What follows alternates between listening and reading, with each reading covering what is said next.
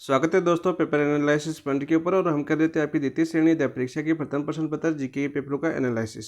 उसमें कर रहे थे मेजर टेस्ट 2 का एनालिसिस जो आता है आपका 7 जुलाई 2025 को। मेजर टेस्ट 2 की बात करें तो अपनी एक क्लास कंप्लीट हो चुकी है, एक क्लास अपनी पहले कंप्लीट हो चुकी है। उसमें हमने क्या क्या पढ़ा था, देखो छोटा सा रिवीजन आपका बूस्टर डोज होता है जो हम छोटा सा पहले चर्चा करते हैं आगे पढ़ने से पहले। तो हमारे लिए रिवीजन के लिए अपने पहले कल क्या पढ़ा था वो याद होना बहुत ज़रूरी होता है। तो यहाँ पर देखो कल हमने किस किस के क्वेश्चन किए थे, सबसे पहले तो बता देता हूँ मैं, हमने यूएनओ के क्वेश्चन किए थे। ठीक है, वर्ल्ड ज्योग्राफी के आपके जो महाद्वीप थे यानी महाद्वीप के बारे में क्या था, महाद्वीप का क्वेश्चन था। महाद्वीप के अंदर हमने नदियों का क्वेश्चन किया था, नदियों का क्वेश्चन किया था। इसके साथ साथ हमने घास के मैदान पढ़े थे। ठीक है, घास के मैदान पढ़े थे। इसके साथ हमने प्रवास पढ़ा था, प्रवास का एक क्वेश्चन था। और एक वैश्वीकरण का क्वेश्चन था, वैश्वीकरण का क्वेश्चन था जिसमें आपके कौन कौन सी संस्थाएं थी जो प्रभावित करती है वैश्वीकरण में। जैसे हमने पढ़ा था IMF, ठीक है, विश्व बैंक, ठीक है, गेट पढ़ा था, एक गेट पढ़ा था। और गेट की एक आगे जाके संस्था आई थी जिनेवा के अंदर, WTO। ये संस्थाएं हमने कल पढ़ी थी और ऐसे महत्वपूर्ण क्वेश्चनों को हमने किया था। इसके साथ ही हमने क्या किया था, कुछ आपके साइकोलॉजी यानी मनोविज्ञान क्वेश्चन आ गए थे, मनोविज्ञान भी हमने स्टार्ट कर दिया था। ठीक है, और क्वेश्चन हुए थे अपने उस क्लास में 47 क्वेश्चन हमने कंप्लीट किए थे। बहुत ही अच्छी तरीके से आपको रिवीजन करवाया था और आई होप सभी समझ में आए होंगे और आपका अच्छा रिवीजन भी हुआ होगा। ठीक है, और मैंने टेस्ट 2 में भी उसी प्रकार से रिवीजन किया हुआ है। जिस दोस्त ने नहीं देखा है वो देख सकता है और बहुत ही शानदार साबित होगी और आपके लिए टॉपिक पूरा कवर करने की कोशिश की गई है सभी में और अच्छा आपको एनालिसिस मिलेगा। ठीक है, हमारा टारगेट क्या है, हमारा टारगेट है सेकेंड ग्रेड। कौन सा अपना सेकेंड ग्रेड। और सेकेंड ग्रेड से संबंधित जितने भी महत्वपूर्ण क्वेश्चन बनते हैं, जिन टॉप क्वेश्चन बनते हैं, आप ये मत सोचना कि टेस्ट सीरीज से क्वेश्चन आएंगे, कभी नहीं आएंगे। ठीक है, कभी क्वेश्चन नहीं आते। टेस्ट सीरीज का मतलब क्या होता है, टेस्ट सीरीज का मतलब होता है आपको टॉपिक तैयार करवाना, टॉपिक तैयार करवाना, आपकी तैयारी को बेहतरीन बनाना, तैयारी को बेहतरीन बनाना। लेकिन इस टेस्ट सीरीज से जो आप एनालिसिस करते हो, इस टेस्ट सीरीज का मतलब क्या होता है, आप इस टेस्ट सीरीज का एनालिसिस करते हो तो आपको इसका बहुत ज़्यादा बेनिफिट मिलता है। हम बता देते, हमारा जो लाइब्रेरी बैच था, लाइब्रेरी बैच में हमें क्या सिखाया जाता था, लाइब्रेरी बैच में हमारा रोज़ टेस्ट होता था, रोज़ एक टेस्ट होता है, रोज़ होता था। अभी तो कंप्लीट हो जाएगी 2-4 दिन में। ठीक है, उसका सेशन ख़त्म। रीट वाले आएंगे भाई, अब लाइब्रेरी में कौन आएंगे, आपके रीट वाले आएंगे।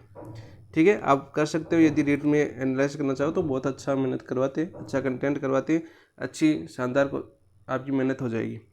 रोज़ हमारा टेस्ट होता था, शाम को आपके सभी टीचर्स आते थे 8 बजे और वो सभी टॉपिक्स के बारे में, जिस टॉपिक का टेस्ट था उस टॉपिक से संबंधित टीचर आता था और वो पूछता था कि इस टॉपिक में कितने, क्योंकि उसी टॉपिक का हमारा दिन में हम पढ़ते थे और शाम को 6 से 7:30 बजे तक के बीच क्या होता था, टेस्ट होता था।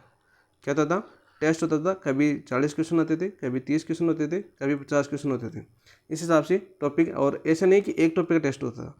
टारगेट था कि 1 घंटे 1.5 घंटे आपको ये सब्जेक्ट पढ़नी है, जैसे शैक्षिक मनोविज्ञान पढ़नी है आपको 1.5 घंटे। ठीक है, और आपको 1 घंटे आपको क्या पढ़ना है, ज्योग्राफी पढ़नी है, भूगोल पढ़नी है राजस्थान की। और ऐसे आपको 1 घंटे क्या पढ़ना है आपको, ऐसे या 1.5 घंटे पढ़ना है आपको क्या, अदर सब्जेक्ट ले लो, जैसे इतिहास ले लो। और आपको 30 मिनट रोज क्या पढ़ना है आपको, करंट पढ़ना है, करंट क्वेश्चन 30 मिनट रोज पढ़ना है। ऐसे क्वेश्चन होते थे। इन सभी चारों टॉपिकों का ये टेस्ट होता था। कितने घंटे ये होते थे आपके, 3.5 घंटे होते हैं। 3.5 से या 4 घंटे आपका जीके का पोर्शन होता था। ठीक है, बाकी 6 घंटे किसका होता था, आपका सब्जेक्ट का पोर्शन होता था। ठीक है, ऐसे करके हमारी पढ़ाई चलती थी 10 से 11 घंटे, लाइब्रेरी बैच की बता देता हूँ। ठीक है, बाकी आप चाहो तो इससे बढ़ा भी सकते हो। जैसे मेरा था, मैं 7 बजे लाइब्रेरी पहुँचता था। ठीक है, और रात को मैं 9:30 या 10 बजे वहाँ से आउट होता था। मेरा टाइम थोड़ा लंबा था क्योंकि मैं थोड़ी सिटिंग पावर अच्छी है मेरी। ठीक है, और थोड़ा सा मैं टीचर के साथ व्यवहार अच्छा बनाता था ताकि उनकी हेल्प ले सकूँ हर टाइम पर और उसका बेनिफिट भी मिला है। ठीक है, तो ये अपना था। और अपने क्या पढ़ा था, कल अपने कर लिया था कंप्लीट अच्छे से। आज करें मेजर टेस्ट 2 का पार्ट टू करें। और पार्ट 2 के अंदर क्या पढ़ेंगे, देखो पार्ट 2 के अंदर हम पहले तो पढ़ेंगे मनोविज्ञान क्वेश्चन। क्या पढ़ेंगे, मनोविज्ञान क्वेश्चन, जो आपका अच्छा टॉपिक है। फिर पढ़ेंगे हम भारतीय राजनीति विज्ञान की। भारतीय राजनीति विज्ञान की बात करें तो अपना किन किन टॉपिकों का टेस्ट हो चुका है कंप्लीट, लेकिन आज की क्वेश्चन बता देता हूँ। एक मूल अधिकार से आएगा, एक आपका राष्ट्रपति से आएगा, एक आपका प्रधानमंत्री से आएगा, एक आपका नीति निर्देशक तत्व से आएगा, एक आपका मौलिक कर्तव्य से क्वेश्चन आएगा।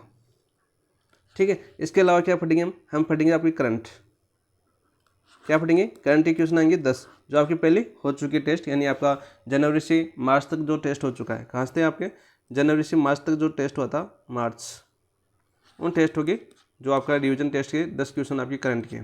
ठीक है, ये था अपना आज का मैटर। और आज हम शुरुआत करते हैं। शुरुआत करने से पहले आप जिन दोस्तों ने अभी तक चैनल को सब्सक्राइब नहीं किया, चैनल को सब्सक्राइब कीजिए और एनालिसिस अच्छा लगे तो वीडियो को लाइक भी कीजिए, सब्सक्राइब के साथ साथ अपने सभी दोस्तों के साथ वीडियो को शेयर भी कीजिए। ठीक है, देखो पढ़ना जरूरी है, ऐसा नहीं कि जो क्वेश्चन आया वो कर ले, पढ़ना बहुत ज़्यादा जरूरी है, पढ़ना बहुत जरूरी है। और पढ़ने का मतलब क्या है, एक टीचर का क्या मतलब है, टीचर क्या कर सकता है, आपको उन चीज़ों के बारे में कनेक्ट कर सकता है, उन चीज़ों के बारे में बता सकते हैं। ठीक है, अब क्वेश्चन कैसा बनेगा ऐसे भविष्यवाणी करते हैं, वो देखो गलत है, सरासर गलत है, ये एक अच्छी बात नहीं है। लेकिन जहाँ से आप पढ़ते हो ना वहाँ से अपना पूरा समर्थन दो, विश्वास करो उस चीज़ पर कि वहाँ से हम पूरा समर्थन देंगे। ठीक है, पूरा समर्थन देंगे मतलब पूरा विश्वास करो उन पर टीचर, क्योंकि वो आपके लिए मेहनत कर रहे हैं, आपके लिए जितना करते हैं वो बहुत है। ठीक है, उस हिसाब से करेंगे जितना आपके लिए एग्जाम में महत्वपूर्ण है। तो इसलिए समर्थन बहुत ज़रूरी होता है। ऐसे नहीं कि आप कभी इधर भागो कभी उधर भागो, टेलीग्राम पर भागते रहते हैं। मैं टेलीग्राम बहुत कम यूज करता हूँ, इसलिए आपने देखा होगा बहुत कम मैसेज कर पाता हूँ टेलीग्राम वाले दोस्तों को मैं। बट चलो शुरुआत करते हैं हम मेजर टेस्ट 2 की। और क्वेश्चन था अपना 47 हो चुके थे, अपना आपका 48 वाला क्वेश्चन। तो देखो क्या आपका 48 क्वेश्चन, देखो रचनावादी शिक्षण अभ्यास में शिक्षकों द्वारा सामना की जाने वाली वैचारिक दुविधा क्या है, वैचारिक दुविधा क्या है। देखो पहले तो बात करते थे मान्य टेस्ट में। मान्य टेस्ट में क्या था, रचनावादी शिक्षण के बारे में मैंने क्या बताया था, रचनावादी शिक्षण के बारे में मैंने बताया था कि इस चीज एक तो क्या याद कर लेना, प्रकृति याद कर लेना, साथ साथ आपको 5E मॉडल याद कर लेना है। यहाँ से रचनावादी शिक्षण में 5E मॉडल से आपके 2 या 3 बार क्वेश्चन पूछा जा चुका है। ठीक है, और आपकी जो ये प्रकृति है, ये वैचारिक दुविधा है, ये आपका रीट का क्वेश्चन है। बता देता हूँ, रीट लास्ट टाइम आया था आपका 2022 वाली थी अपनी रीट L2 की बात कर रहा हूँ मैं, उसका ये क्वेश्चन था।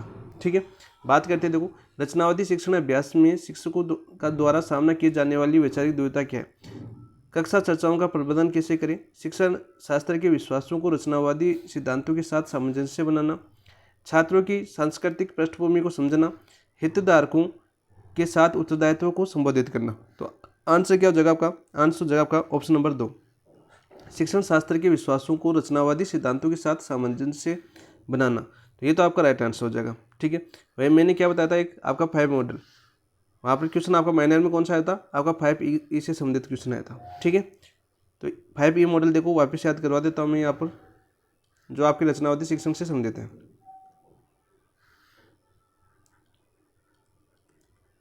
रचनावादी शिक्षण, और रचनावादी शिक्षण में एक मॉडल आता है आपका 5E।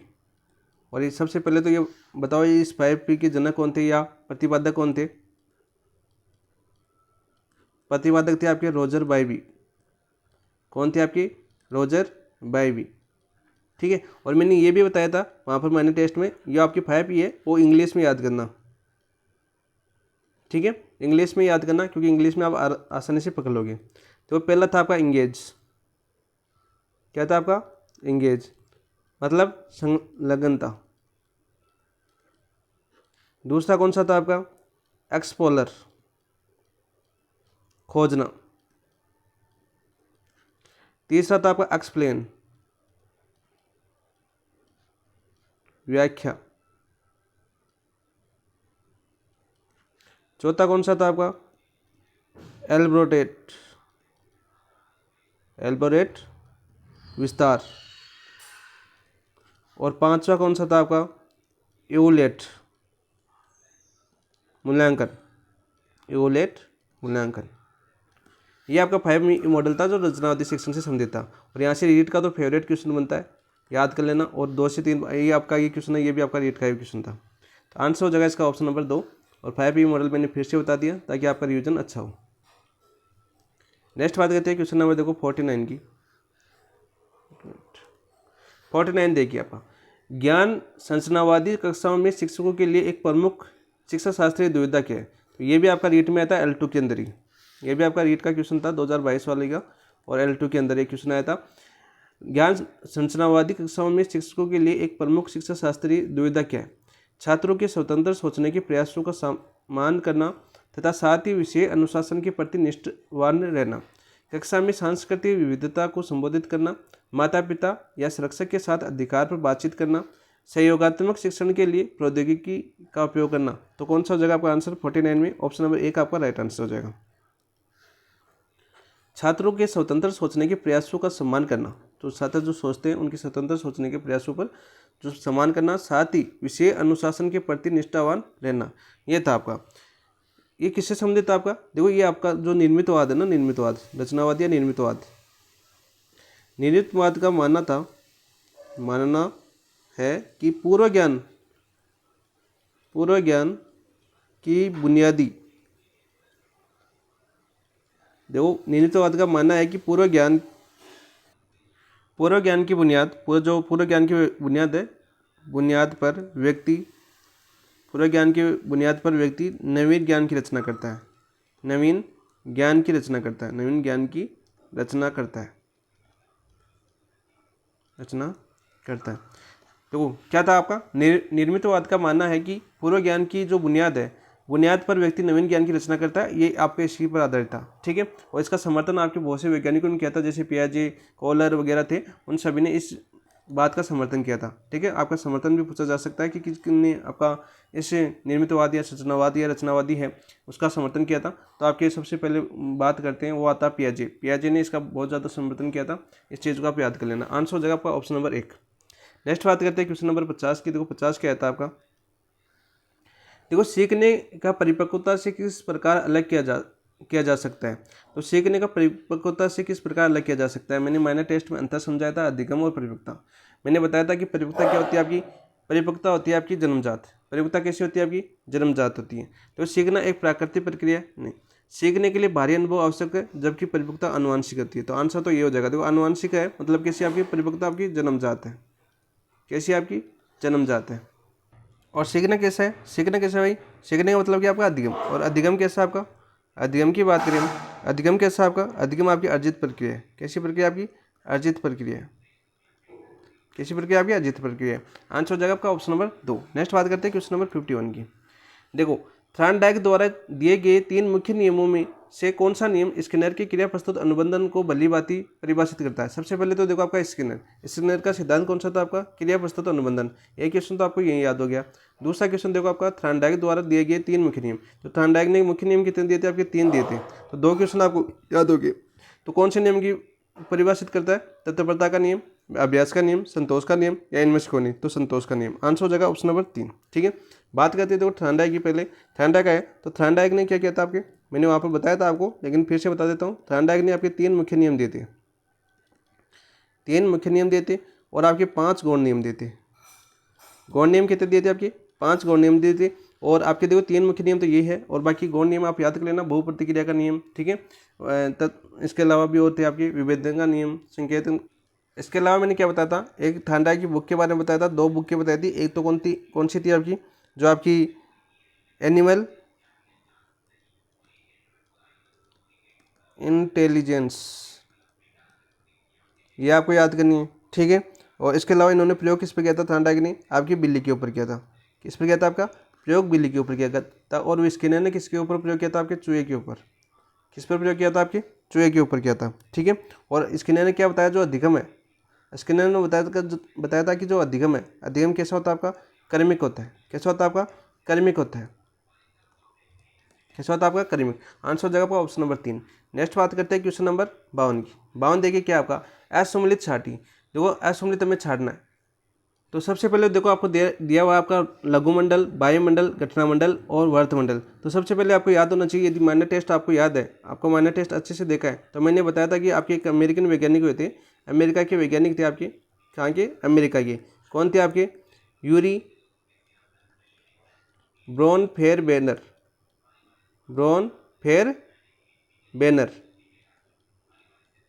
तो सही लिख देता हूँ। कौन थे आपके?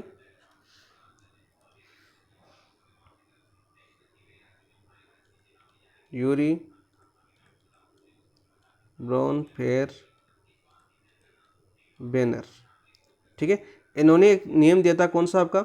जो आपके बालक का विकास, इन्होंने क्या बोला था कि जो बालक का विकास है, बालक का विकास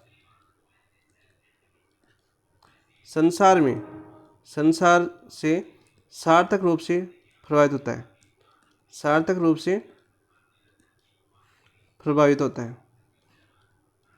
प्रभावित होता है, ये दिया था इन्होंने। और इसके लिए इन्होंने कितने स्तर बताए थे? इन्होंने 5 स्तर बताए थे। कितने स्तर बताए थे आपकी? 5 स्तर बताए थे, जिसमें कौन कौन से थे? देखो आपका लघुमंडल, वायुमंडल, गठनमंडल, वर्तमंडल। एक कौन सा बच गया भाई? एक बच गया आपका, देखो लघुमंडल, मध्यमंडल बच गया। एक तो कौन सा आपका? मध्यमंडल। और 4 आपके ये रहे, ठीक है। इन्होंने बताया था, देखो लघुमंडल की बात करें तो घर आ सकता है आपके, ठीक है। घर के साथ कौन आ सकता है? आपकी कक्षा आ सकता है। कक्षा के अलावा आपका क्या आ सकता है? आपका अध्यापक आ सकता है, ठीक है। और आपके मित्र किस में बनते हैं? आपके मित्र किस में बनते हैं? आपकी कक्षा के अंदर बनते हैं। तो कक्षा किस में आएगा? आपका लघुमंडल। तो देखो आपको यहाँ पर क्या दे रखा है? मित्र। तो यह गठन स्थल से नहीं है, आपका आंसर हो जाएगा ऑप्शन नंबर 3। ऐसे आपको पकड़ना होगा। वायुमंडल, स्थानांतरण, आपका स्थानांतरण आ सकता है, ठीक है। जैसे जो अभिभावक है, माता पिता का जो कर्तव्य, वहाँ से संबंधित तो आ सकता है। आपके माता पिता के कर्तव्य आ सकते हैं यहाँ पर, माता व पिता के कर्तव्य, यानी वो अपने जॉब के लिए कहीं कहीं चले जाते हैं, ठीक है। गठला मंडल में कौन से आते हैं फिर सर? गठला मंडल में आते हैं जैसे आपका आर्थिक आघात हो जाए आपको, जैसे आपके करोड़ों को नुकसान हो जाए, ठीक है। आर्थिक आघात, कोई आपको लूट ले, ठीक है। या माता पिता का जो तलाक हो, माता पिता का तलाक हो, माता पिता का तलाक। अरे बचपन में के अंदर आपको यदि को 10 रुपये ले ले आपको, तो आपको आर्थिक आघात बहुत पहुँचता है, आप रोने लग जाते हो उसके लिए। तो माता पिता का तलाक हो जाता है, तभी आपके बच्चे के ऊपर क्या होता है? बहुत ही प्रभाव पड़ता है, ठीक है। तलाक के बाद में आप सभी को पता है इस चीज़ का। वर्तमंडल आपका त्यौहार, यानी त्यौहार आ सकता है। और त्यौहार के अलावा देखो आप इसको इस तरह से याद रखो, सामाजिक प्रथाएं, क्योंकि आपकी क्वेश्चन आया हुआ है, उस क्वेश्चन में आपको सामाजिक प्रथाएं आया था, या सांस्कृतिक मूल्य। और सामाजिक प्रथाएं और सांस्कृतिक मूल्य में आपके त्यौहार वगैरह सब आ जाते हैं, ठीक है। आंसर हो जाएगा आपका ऑप्शन नंबर 3। इस तरह से आपको याद करना है। हमने 47 से 52 क्वेश्चन किए जो आपके मनोविज्ञान से संबंधित थे। नेक्स्ट देखो आपका 53वां क्वेश्चन, किशोरावस्था के विकासात्मक कार्य नहीं, जो किशोरावस्था है उसका विकासात्मक कार्य कौन सा नहीं है, यह हमें बताना है। आनंदमयी करियर की तैयारी करना, बिल्कुल राइट। आराम से आनंदमयी होकर करियर की तैयारी करता है किशोरावस्था में, किशोर आने के बाद। पुरुषोचित और स्त्रियोचित सामाजिक भूमिका को निभाता है, बिल्कुल निभाता है। पुरुषोचित भूमिका भी निभाता है और स्त्रियोचित भूमिका को भी निभाता है। अपनी उम्र के लोगों में रहना, गलत। अपनी उम्र के लोगों में किस अवस्था में रहता है? ये रहता है आपकी मध्य बाल्यावस्था में। किस अवस्था में रहता है? आपका मध्य बाल्यावस्था में। मध्य बाल्यावस्था की ये विशेषता है। और आप देखो इस किशोरावस्था में तो क्या करता है? आपका सामाजिक आता है, आपका सामाजिक कार्यों में भागीदारी लेता है। ये बड़े सामाजिक कार्यों में भागीदारी, किशोर क्या करता है? आपके सामाजिक कार्यों में भागीदारी। अच्छे से समझाया हुआ आपका माइनर टेस्ट में, फिर भी मैं बस समझा रहा हूँ वापस ताकि आपको याद हो। भागीदारी लेता है क्योंकि किशोर बड़े बड़े कार्य में अपने माता पिता के साथ, अपने से बड़ों के साथ काम करना शुरू कर देता है, ठीक है। बड़े बड़े अपने सम्मान पाने के लिए बड़े बड़े कार्यों में, या जो समाज सेवा उनमें भाग लेता है, ठीक है। यानी अपने उम्र के बड़े लोगों के साथ भी वो कार्य करने लग जाता है। सामाजिक कार्यों का मतलब वही होता है। तो आंसर क्या हो जाएगा आपका? तीसरा असंगत हो जाएगा, यानी ये विकासात्मक कार्य नहीं है किशोरावस्था के। विपरीत लिंग से परिपूर्ण व्यवहार, बिल्कुल राइट। समलैंगिक और आपके विषमलैंगिक दोनों के साथ आपके परिपक्वतापूर्ण व्यवहार करता है। लड़कियों के साथ भी परिपक्वतापूर्ण व्यवहार करता है और लड़कों के साथ भी परिपक्वतापूर्ण व्यवहार करता है। बिल्कुल राइट आंसर है आपका। तो यहाँ पर आंसर हो जाएगा ऑप्शन नंबर 3। नेक्स्ट बात करते हैं क्वेश्चन नंबर 54 की। तो 54 क्या है आपका? एक किशोर अपने चेहरे के मुहासों के कारण चिंतित है। एक किशोर है, उसके चेहरे पर मुहासे हो गए, उनके कारण वो चिंतित है कि सब पार्टी में उसके मुहासे देखकर क्या सोचेंगे। ये किसका उदाहरण है? काल्पनिक श्रोता, परिकल्पित निगमनात्मक तर्कणा, व्यक्तिगत दंतकथा, अपराजिकता। तो देखो आपका ये तो नहीं है। काल्पनिक श्रोता क्या होता है आपका? काल्पनिक श्रोता होता है आपका, देखो इससे पहले आपको एक बात बता देता हूँ। ये आपको बता रहा है कि एम केंद्रवाद के तत्व बता रहा है, ठीक है। एम केंद्रवाद के घटक जो हमने ऑप्शन दिए हुए हैं वो किसके घटक है? आपके अहम केंद्रवाद के घटक है। और अहम केंद्रवाद के घटक किस वैज्ञानिक ने दिए थे? सबसे पहले तो आपको वैज्ञानिक का नाम याद होना चाहिए, वो थे आपके डेविड एल्काइट। कौन थे आपके? डेविड एल्काइट। कौन थे आपके? डेविड एल्काइट है। और इन्होंने कितने घटक बताए थे आपके? इन्होंने घटक कितने बताए थे आपके? 3 घटक बताए थे। कौन कौन से 3 घटक? पहला था आपका काल्पनिक श्रोता, दूसरा था आपका व्यक्तिगत दंतकथा, तीसरा था आपका अपराजिकता, ठीक है। तीनों घटक ये रहे आपके, ठीक है। बात करते दो काल्पनिक श्रोता की। तो काल्पनिक श्रोता किशोर ये सोचता है कि सब मेरी तरफ देख रहे हैं, ठीक है, क्या सोच रहे होंगे? तो आंसर तो पहला ही हो गया आपका। ठीक है। व्यक्तिगत दंतकथा, किशोर ये सोचता है कि जो मैं सोचता हूँ वही मेरे को कोई समझता नहीं है। ठीक है, ये मन में सोचता है, न दोस्त समझते हैं, न मेरे माता पिता समझते हैं। व्यक्ति अपराजिकता, किशोर कहता है कि यदि मैं कोई भी गलत काम करूँगा तो पकड़ा नहीं जाऊँगा।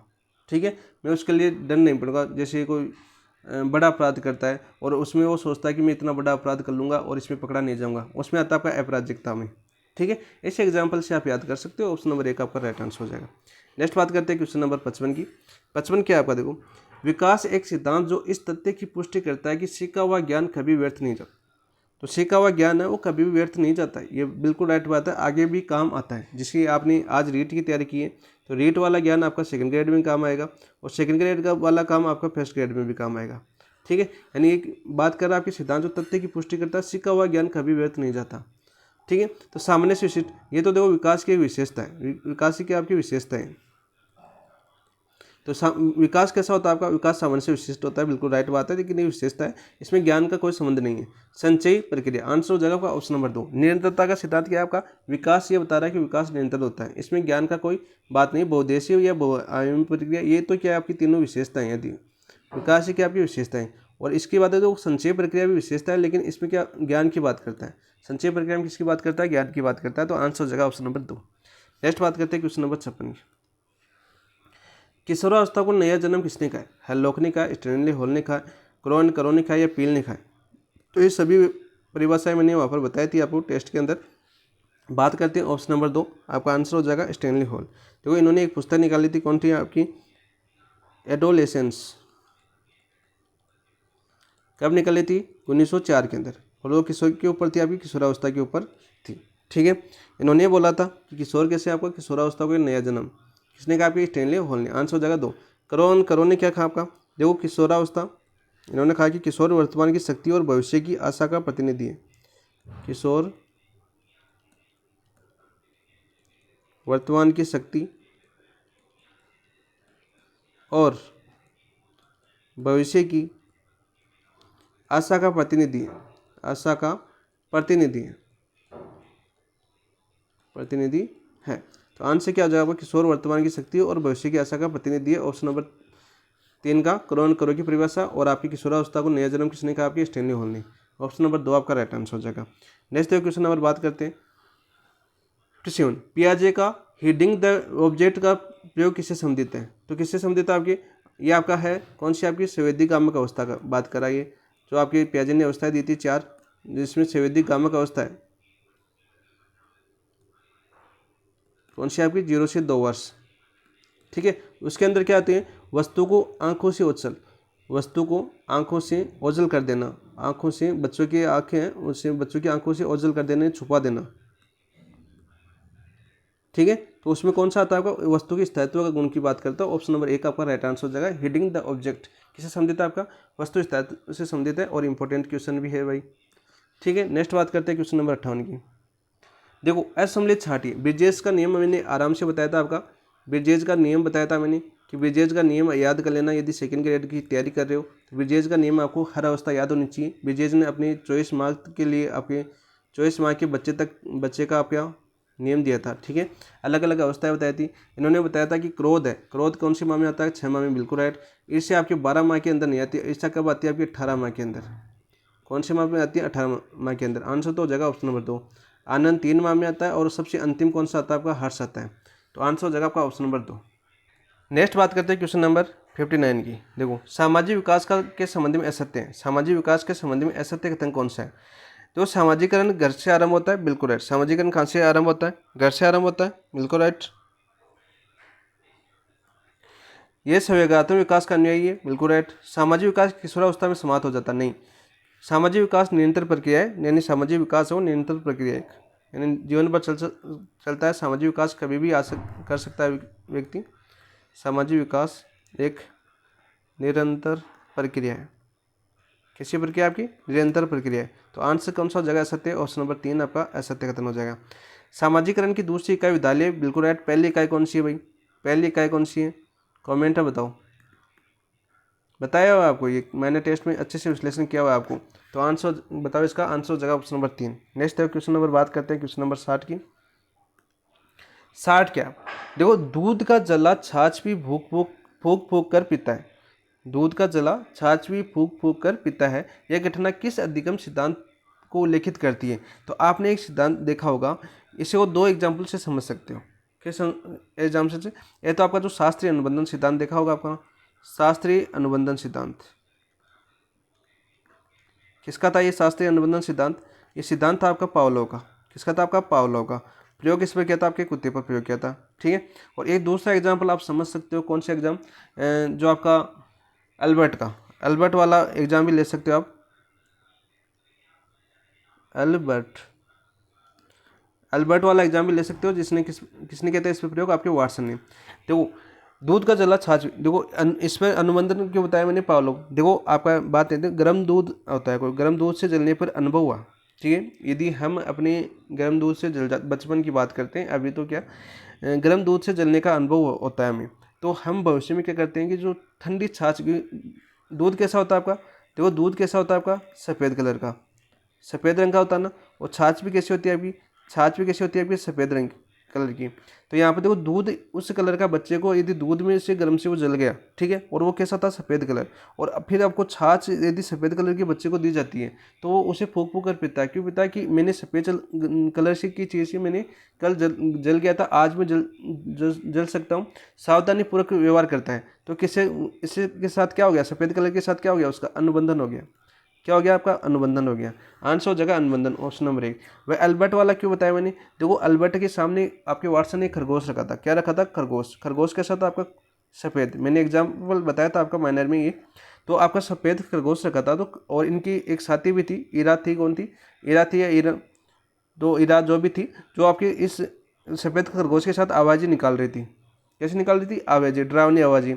और फिर बच्चा क्या हुआ, जो अल्बर्ट है, या आगे भविष्य में सफ़ेद वस्तुओं की जितनी भी वस्तुएं थी उन सबसे डरने लगा। यानी उसने सफ़ेद वस्तु के साथ क्या बना लिया? अनुबंधन बना लिया। आंसर हो जाएगा ऑप्शन नंबर 2, 1 अनुबंधन। प्रयास एवं त्रुटि सिद्धांत किसका? आपका थॉर्नडाइक का। किसका सिद्धांत? आपके थॉर्नडाइक का सिद्धांत है। सूर्य अंतर्दृष्टि का सिद्धांत किसका? आपका कॉलर का सिद्धांत है। और कॉलर ने प्रयोग किस पर किया था? आपके चिंपैंजी पर। चिंपैंजी पर, ठीक है। चिंपैंजी पे केले को याद करना, केला खाना आता है बेटा चिंपैंजी। चीन अधिगम, देखो ये एक एग्जाम्पल ये बोलना, माइनर में क्या पूछा था? देखो माइनर टेस्ट में क्या पूछा था? माइनर में था आपका चिन गेस्टाल्ट, चिन गेस्टाल्ट, ठीक है। दो चिन गेस्टाल्ट, गेस्टाल्ट था, तो चिन गेस्टाल्ट शब्द आ गया ना। दो चिन गेस्टाल्ट आपको किसने दिया था? आपके वर्धमान ने। किसने दिया था? आपके वर्धमान ने। इस चीज़ को नोट कर लेना। और अधिगम आ जाए या व्यवहारवाद, और आपके टोलमैन, इसका सिद्धांत, ये सिद्धांत के प्रतिपादक कौन थे? आपके टोलमैन थे। एक दोस्त ने पूछा था कमेंट में कि सर चिन का तो टोलमैन था ना, तो मैंने उसको पूरा विश्लेषण किया था और अपने टेलीग्राम पर भी डाला था। टोलमैन है ना, टोलमैन, टोलमैन आपका चिन अधिगम यानी व्यवहारवाद से समझते हैं।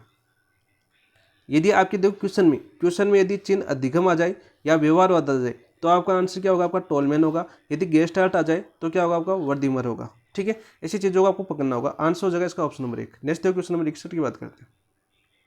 निम्न में से कौन सा सिद्धांत पुनर्बलन की भूमिका को नकारता है? आराम से मैंने एक क्वेश्चन बताया था आपको, देखो याद आ जाएगा, मैं लिखूंगा तब, और आराम से जी। हल का सिद्धांत, हल ने तो पुनर्बलन का सिद्धांत दिया ही था। स्किनर भी आपके पुनर्बलन समझे थे, थॉर्नडाइक भी आपके पुनर्बलन के समझे, संबंधवाद का सिद्धांत पता है ना आपको। थॉर्नडाइक का कौन सा? संबंधवाद का सिद्धांत। स्किनर का क्रिया प्रस्तुत पुनर्बलन पर आधारित है। हल ने आपका गणितीय अनुबंध सिद्धांत या पुनर्बलन सिद्धांत। तो यहाँ पर कौन सा बच्चा आपका? गुथरी, गथरी नहीं है आपका, गुथरी आएगा, गथरी भी आ सकता है भाई। इसने क्या किया था आपके गथरी ने? देखो इन्होंने बताया था कि मैंने परिभाषा लिखी थी वहाँ पर, और वो एक बार गलत लिखी गई थी, ठीक है, फिर मैंने उसको सही किया था। उद्दीपक अनुक्रिया, याद आ गया ना, का अनुबंधन, मैंने ये लाइन लिखी थी वहाँ पर, और ये आपका कोट क्वेश्चन था वहाँ पर, क्वेश्चन भी ये था। उसमें क्या पूछा था? 2 कथन पूछे थे, कौन से सत्य हैं, ये वाला क्वेश्चन। देखो मुझे क्वेश्चन याद है, आपको तो पूरा एक क्वेश्चन याद होना चाहिए। उद्दीपक अनुक्रिया का अनुबंधन पुनर्बलन से नहीं, पुनर्बलन से नहीं, अपितु कहाँ से होता है आपका? अपितु समीपता से होता है। किससे होता है आपका? समीपता से स्थापित होता है, स्थापित होता है। ये हमने किया था, ये लाइन पढ़ी थी। यहाँ पर आंसर क्या हो जाएगा? ऑप्शन। और गुथरी ने कौन सा सिद्धांत दिया था आपका? समीपता का सिद्धांत भी दिया था, समीपता का सिद्धांत भी दिया था। यहाँ से देखो ये चीज़ें याद होनी चाहिए आपको। ऐसे कनेक्ट करोगे ना पेपर को, तो मैं बताता हूँ आपका सेकंड ग्रेड का पेपर बहुत अच्छा जाएगा। मेहनत आपको करनी पड़ेगी भाई, पढ़ना पड़ेगा, देखो पढ़ना पड़ेगा। बिना पढ़े काम नहीं चलेगा आजकल, ठीक है। आंसर हो जाएगा ऑप्शन नंबर 3। नेक्स्ट देखो क्वेश्चन नंबर 62 की बात करते हैं हम। अधिगम के संबंध में असत्य कथन है, अधिगम के संबंध में हमें असत्य कथन बताना था, ठीक है। देखो ई प्रिंटिंग अधिगम नहीं है, बिल्कुल नहीं है, ठीक है। ये बिल्कुल सत्य है कि ई प्रिंटिंग अधिगम नहीं है, बिल्कुल सत्य बात है। अनुभव के कारण आया परिवर्तन अधिगम है, बिल्कुल अनुभव के कारण ही आया परिवर्तन क्या होता है आपका, अधिगम होता है। अधिगम कैसे होता है, ये लैंग्वेज आपकी जो रीट है ना, रीट में तो बार बार ये क्वेश्चन पूछा जाता है कि अधिगम कैसा है, अधिगम अधिगम कैसा है, अनुभव के कारण आया परिवर्तन ही अधिगम है, परिभाषा पूछी जाती है वहाँ पर, ठीक है। वो लेवल देखा जाता है कि फर्स्ट ग्रेड है, सेकंड ग्रेड है या रीट है, ठीक है। अधिगम में पुरानी सूचनाओं या स्कैम को सुधारा जा सकता है, बिल्कुल अधिगम से पुरानी सूचनाओं या स्कैम को सुधारा जा सकता है। जैसे मान लीजिए आपने कोमलगढ़ की जगह आपने क्या कर लिया, चित्तौड़गढ़ कर लिया कॉपी के अंदर, तो आप नए सूचनाओं के आधार पर स्कैमों को सुधारा जा सकता है कि नहीं, कोमलगढ़ तो नहीं होगा आपका, चित्तौड़गढ़ होगा, ठीक है। यानी ऐसे, यानी कोमलगढ़ कहाँ पर होगा आपका, राजसमंद के अंदर होगा। ऐसे आप कनेक्ट करोगे ना तो बिल्कुल सुधारा जा सकता है। इसमें देखो लड़के गणित जैसे विषयों को अधिगम में बेहतर कर सकते हैं और लड़कियां साहित्य जैसे विषयों को, ये गलत बात है कि ये आप अधिगम किसी भी विषय में कोई भी कर सकता है। लड़कियां गणित में भी टॉप कर सकती है, लड़के साहित्य में भी टॉप कर सकते हैं। ऐसी कोई नहीं है आपका कि एक विषय में पर्टिकुलर हो, कोई भी लड़का होशियार हो, कोई भी लड़की होशियार हो, ये कोई जरूरी नहीं है। तो ये आपका असत्य खत्म हो जाएगा, ऑप्शन नंबर 4। नेक्स्ट देखिए क्वेश्चन नंबर 63 की बात करते हैं। जो गेने का सिद्धांत आराम से समझाया था मैंने, तो यहाँ पर देखो एक इंपॉर्टेंट बात याद रखना। वहाँ पर क्या पूछा था, वहाँ पर पूछा था कि गेने का सबसे उच्चतम स्तर कौन सा था, तो वो था आपका समस्या समाधान। ये तो माइनर टेस्ट का क्वेश्चन था, ठीक है। गेने के सोपानिकी के में संज्ञानवादी धारा निम्नतम चरण कौन सा है, तो देखो यहाँ पर एक चीज़ याद रखना, संज्ञानवादी धारा आ जाए। और संज्ञानवादी मैंने बताया था कि आपका जो गेने का जो विभेदन का सिद्धांत है, विभेदन का जो सोपान है, ठीक है, 5वें नंबर का, कौन से नंबर पर आता है विभेदन, 5वें नंबर पर आता है। यदि नीचे संकेत से स्टार्ट करते हैं तो वो किससे संबंधित है, आपके संज्ञानवाद से संबंधित है। किससे संबंधित है, आपके संज्ञानवाद से। और संज्ञानवाद का निम्नतम चरण कौन सा, आपका विभेदन। तो आंसर हो जाएगा ऑप्शन नंबर 1। इस चीज़ का याद रखना। वही देखो गेने को मैं बता देता हूँ वापस, थोड़ी सी यहाँ पर समझाना क्या है आपका। देखो यहाँ पर समझने वाली बात क्या है, देखो सबसे पहले तो देखो गेने था आपका, और गेने ने कौन सा सिद्धांत दिया था आपका, अधिगम सोपानिक। कौन सा सिद्धांत दिया था आपका, सिद्धांत की बात करें तो अधिगम सोपानिक। याद करो गेने ने सिद्धांत कौन सा दिया था, अधिगम सोपानिक। और इनकी पुस्तक पूछी जाती है, बुक पूछी जाती है, कौन सी बताई थी मैंने, वहाँ पर भी बताई थी आपकी कंडीशंस ऑफ लर्निंग। कौन सी थी आपकी, कंडीशन ऑफ लर्निंग, ये इनकी पुस्तक थी, ठीक है। इन्होंने जो सिद्धांत दिया था उसमें वहाँ पर बता दिया था, देख लेना, माइनर टेस्ट 8 की बात है, ज़्यादा पुरानी बात नहीं है, ठीक है। इन्होंने कितने स्तर दिए थे आपके, 8 स्तर दिए थे। और इस स्तर में देखो आपका निम्नतम चरण कौन सा था, आपका निम्नतम स्तर कौन सा था आपका, वो था आपका संकेत। कौन सा था आपका, संकेत। और आपका उच्चतम स्तर कौन सा था आपका, उच्चतम स्तर की बात करें तो वो था आपका समस्या समाधान। ये तो आपके मैंने टेस्ट में पूछा था, समस्या समाधान, और वहाँ पर मैंने सारी चीज़ें बता दी कि आपको, समस्या समाधान अधिगम, ठीक है। तो यहाँ पर इस चीज़ का याद रखना कि निम्नतम यदि गेने का पूछे डायरेक्ट वो संकेत है, और यदि संज्ञानवादी का पूछे, यहाँ पर देखो संज्ञानवादी धारा बाकायदा आपके ऑप्शन में आएगा, लिखा हुआ आएगा, ठीक है। तो आपका विभेदन आएगा। बहुत से दोस्त ये इस चीज़ को आप समझते नहीं हो और डायरेक्ट कराते हो, फिर उनको ये इस चीज़ का एहसान होता है कि हमने गलत कर दिया। तो ऐसी चीज़ों को आपको पकड़ना होगा, ऐसी चीज़ों को समझना होगा। ये समझने वाला क्वेश्चन है, ठीक है, कैसे आपका समझने वाला। नेक्स्ट बात करते हैं क्वेश्चन नंबर 64 की। शिक्षा मनोविज्ञान के क्षेत्र में सम्मिलित है। देखो शिक्षा मनोविज्ञान आपका पहला टॉपिक है। साइकोलॉजी की बात करें तो साइकोलॉजी का पहला टॉपिक है आपका शिक्षा मनोविज्ञान, और यहाँ से 2 से 3 क्वेश्चन आते हैं आपके, है ना। चांसेस ये होता है कि ज़्यादातर क्वेश्चन आपके शिक्षा मनोविज्ञान से संबंधित आ जाता है। शिक्षा मनोविज्ञान में आपकी पूरी साइकोलॉजी है, जितनी भी आपके जो पार्ट है, जैसे विकास, अधिगम वगैरह, बाकी समायोजन वगैरह, ठीक है, वो सभी का एक सारांश रूप है आपका शिक्षा मनोविज्ञान के चैप्टर के अंदर, और वहाँ से क्वेश्चन आने की पूरी संभावना होती है। उसमें देखो शिक्षार्थी भी शामिल है, अध्यापक भी शामिल है, और शिक्षण की प्रतिस्थिति भी शामिल है। ऑप्शन नंबर 4 आपका राइट आंसर हो जाएगा। नेक्स्ट बात करते हैं क्वेश्चन नंबर 65 की। 65 क्या है आपका, असम्मिलित बताना है। तो असम्मिलित कौन सा है, देखो विल्हेम वुंट है, प्रकार्यवाद से संबंधित नहीं है। कौन से वाद से संबंधित नहीं है आपके, प्रकार्यवाद से संबंधित नहीं है। तो गलत तो पहला हो गया आंसर ऑप्शन नंबर। मैंने बताया था कि विल्हेम वुंट है वो किससे संबंधित है, आपके संरचनावाद से संबंधित है। किससे संबंधित है, आपके संरचनावाद से संबंधित है, संरचनावाद से संबंधित है। और ये चेतना को याद करना आप, चेतना, ठीक है। और इनके साथ कौन थे आपके, टिचनर। कौन थे आपके, टिचनर। ये क्वेश्चन आपका माइनर टेस्ट का क्वेश्चन था। प्रकार्यवाद का भी मैंने बता दिया था, पूरा विश्लेषण किया था वहाँ पर। प्रकार्यवाद के कौन थे आपके, विलियम जेम्स। कौन थे आपके, विलियम जेम्स। और टेस्ट माइनर में इनकी पुस्तक पूछी थी आपकी, क्या पुस्तक पूछी थी, मैंने बताया था आपको, principle of P psychology, psychology, ठीक है। ये इनकी पुस्तक थी, बार बार आपकी पूछी जाती है। मैकडूगल मैक्सवेल आपका मानवतावाद सिद्धांत दिया था आपने, ठीक है। मैक्सवेल का तो आता है क्वेश्चन आपका। मैकडूगल प्रयोज्यवाद आ सकता है या आपका प्रयोजनवाद भी आ सकता है। विलियम मैकडूगल का है प्रयोज्यवाद आ सकता है या आपके ऑप्शन में प्रयोजनवाद भी आ सकता है, प्रयोजनवाद भी आ सकता है, इसको याद कर लेना भाई, ठीक है। भाई देखो वुडवर्थ व्यवहारवाद बिल्कुल राइट। और व्यवहारवाद के जनक किसको माना जाता है? जनक थे आपके वाटसन, और वाटसन के साथ कौन थे आपके? वुडवर्थ भी थे। तो आंसर हो जाएगा आपका ऑप्शन नंबर 1। वहीं पर ही आप दो ही तो बच्चे हैं आपकी, 4 तो आगे 2 और याद कर लो। कौन सा है? तो मानवतावाद, मानवतावाद भी मैंने बताया था। मानवतावाद की कौन थे आपकी? कार्ल रोजर्स कौन थे आपकी? कार्ल रोजर्स, याद करो कौन थे आपके? Carl Rogers. संज्ञानवाद बच गया आपका। संज्ञानवाद की आपकी सबसे महत्वपूर्ण टॉपिक ही यही है आपकी। और एक क्वेश्चन आपको पक्का मिलेगा जीन पियाजे से। ये थे आपके बहुत ही शानदार। प्रकार्यवाद आ सकता है, मानवतावाद आ सकता है, प्रयोज्यवाद आ सकता है, व्यवहारवाद आ सकता है, मानवतावाद आ सकता है, संज्ञानवाद आ सकता है, कूट भी पूछ सकता है। यहाँ पर देखो यहाँ से 3 तरह से क्वेश्चन बन सकता है। असत्य वाला बन सकता है, कूट बन सकता है, ठीक है। और कौन से साथी थे इनके, ये भी पूछा जा सकता है, ठीक है। और आपके 2 लाइन सत्य असत्य वाले कथन भी बन सकता है। यहाँ पर ऐसा पूछा जा सकता है कि मानवतावाद से संबंधित कौन थे आपके? मैस्लो थे, ठीक है।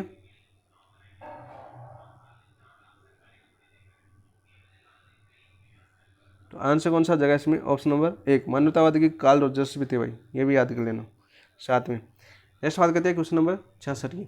अधिगम का वह सिद्धांत जो मध्यवर्ती चरों को उपयोगी मानता है। तो मैंने ये बताया था कि अधिगम का वह सिद्धांत जो मध्यवर्ती चरों को मानता है। मैंने क्या बताया था? एक सिद्धांत है अपना चिन्ह सिद्धांत, चिन्ह अधिगम। अभी पीछे भी बताया था इसके बारे में और यहाँ पर दोबारा आ गया ये। चिन्ह अधिगम कौन सा है जो आपके मध्यवर्ती चरों को मानता है? किसने दिया था? आपके टोलमैन ने। आंसर हो जाएगा आपका ऑप्शन नंबर 2, ठीक है। और इसने किसका प्रयोग किया था? देखो चूहे पर। देखो ये प्रयोग को याद रखना, आजकल ये क्वेश्चन पूछा जाता है, कोर्ट में पूछा जाता है ये भी, कि चूहे पर, खरगोश पर, बिल्ली पर, कबूतर पर, बालक पर, ठीक है, गुड़िया पर, चिंपैंजी पर। ये आपके थे, सभी बता दिए मैंने। अब आप देख लेना कौन सा किसका है। हल का सिद्धांत आपने देखा था, पुनर्बलन का सिद्धांत। कौन सा था आपका? पुनर्बलन का सिद्धांत। गणितीय सिद्धांत आ सकता है आपका पुनर्बलन सिद्धांत। स्किनर की बात करें, स्किनर का कौन सा सिद्धांत है भाई? स्किनर का सिद्धांत बताओ कौन सा आपका? बताओ। क्रिया प्रस्तुत अनुबंधन। कौन सा आपका? क्रिया प्रस्तुत अनुबंधन, क्रिया प्रस्तुत अनुबंधन, ठीक है।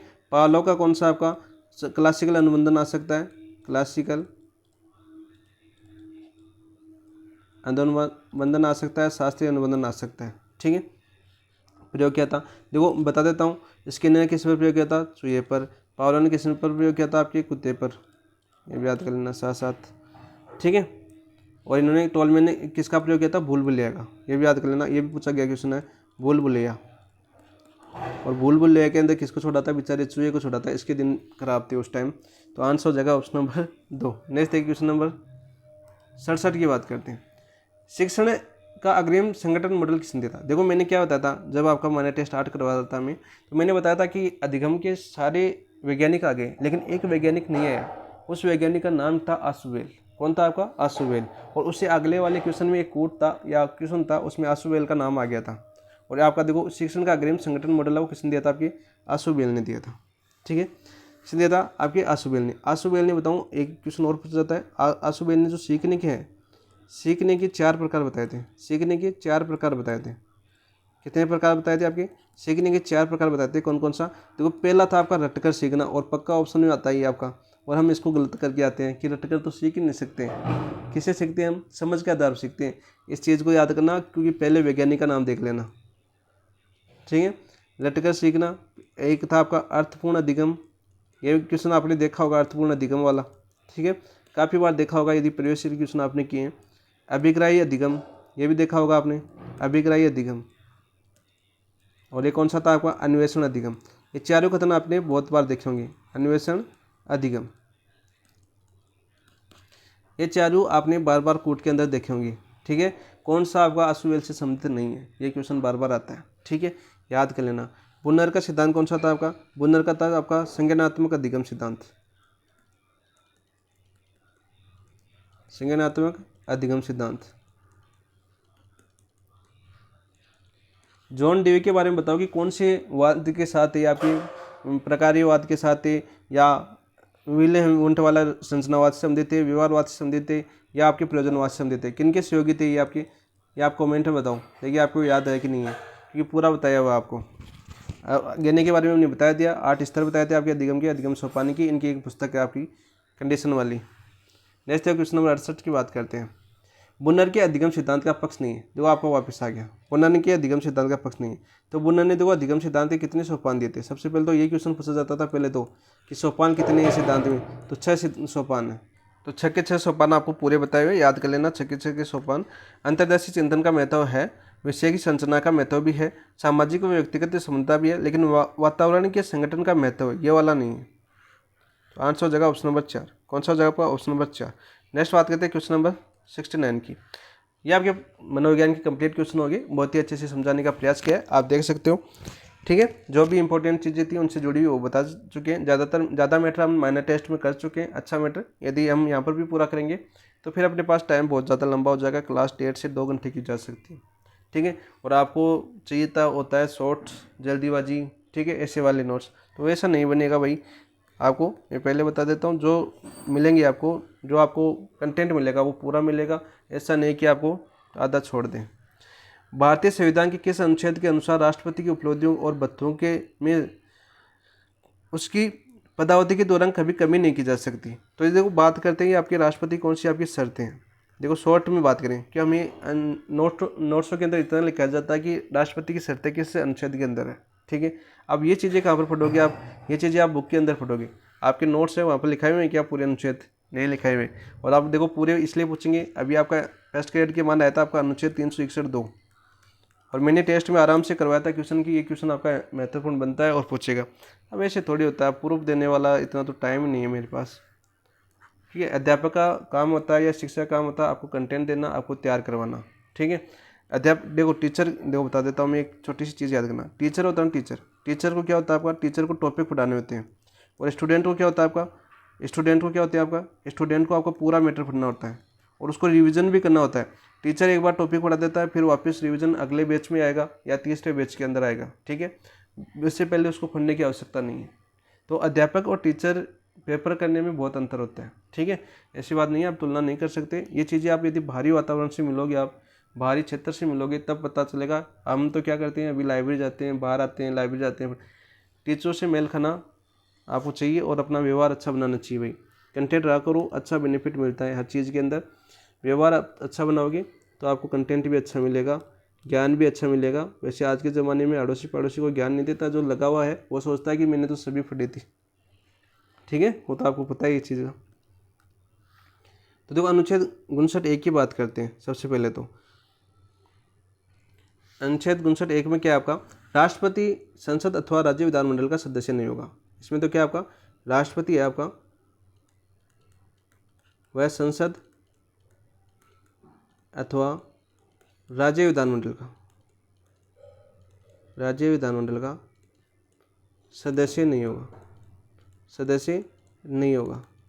ठीक है, ये तो अनुच्छेद 1 में, लेकिन अपना ये वाला लाइन है क्या? नहीं है, तो पहला ऑप्शन कैंसिल। दूसरा देखो क्या दे रखा है, एक अनुच्छेद 59(2), इसमें क्या आपका? राष्ट्रपति लाभ का कोई पद अन्य पद धारण नहीं कर सकता।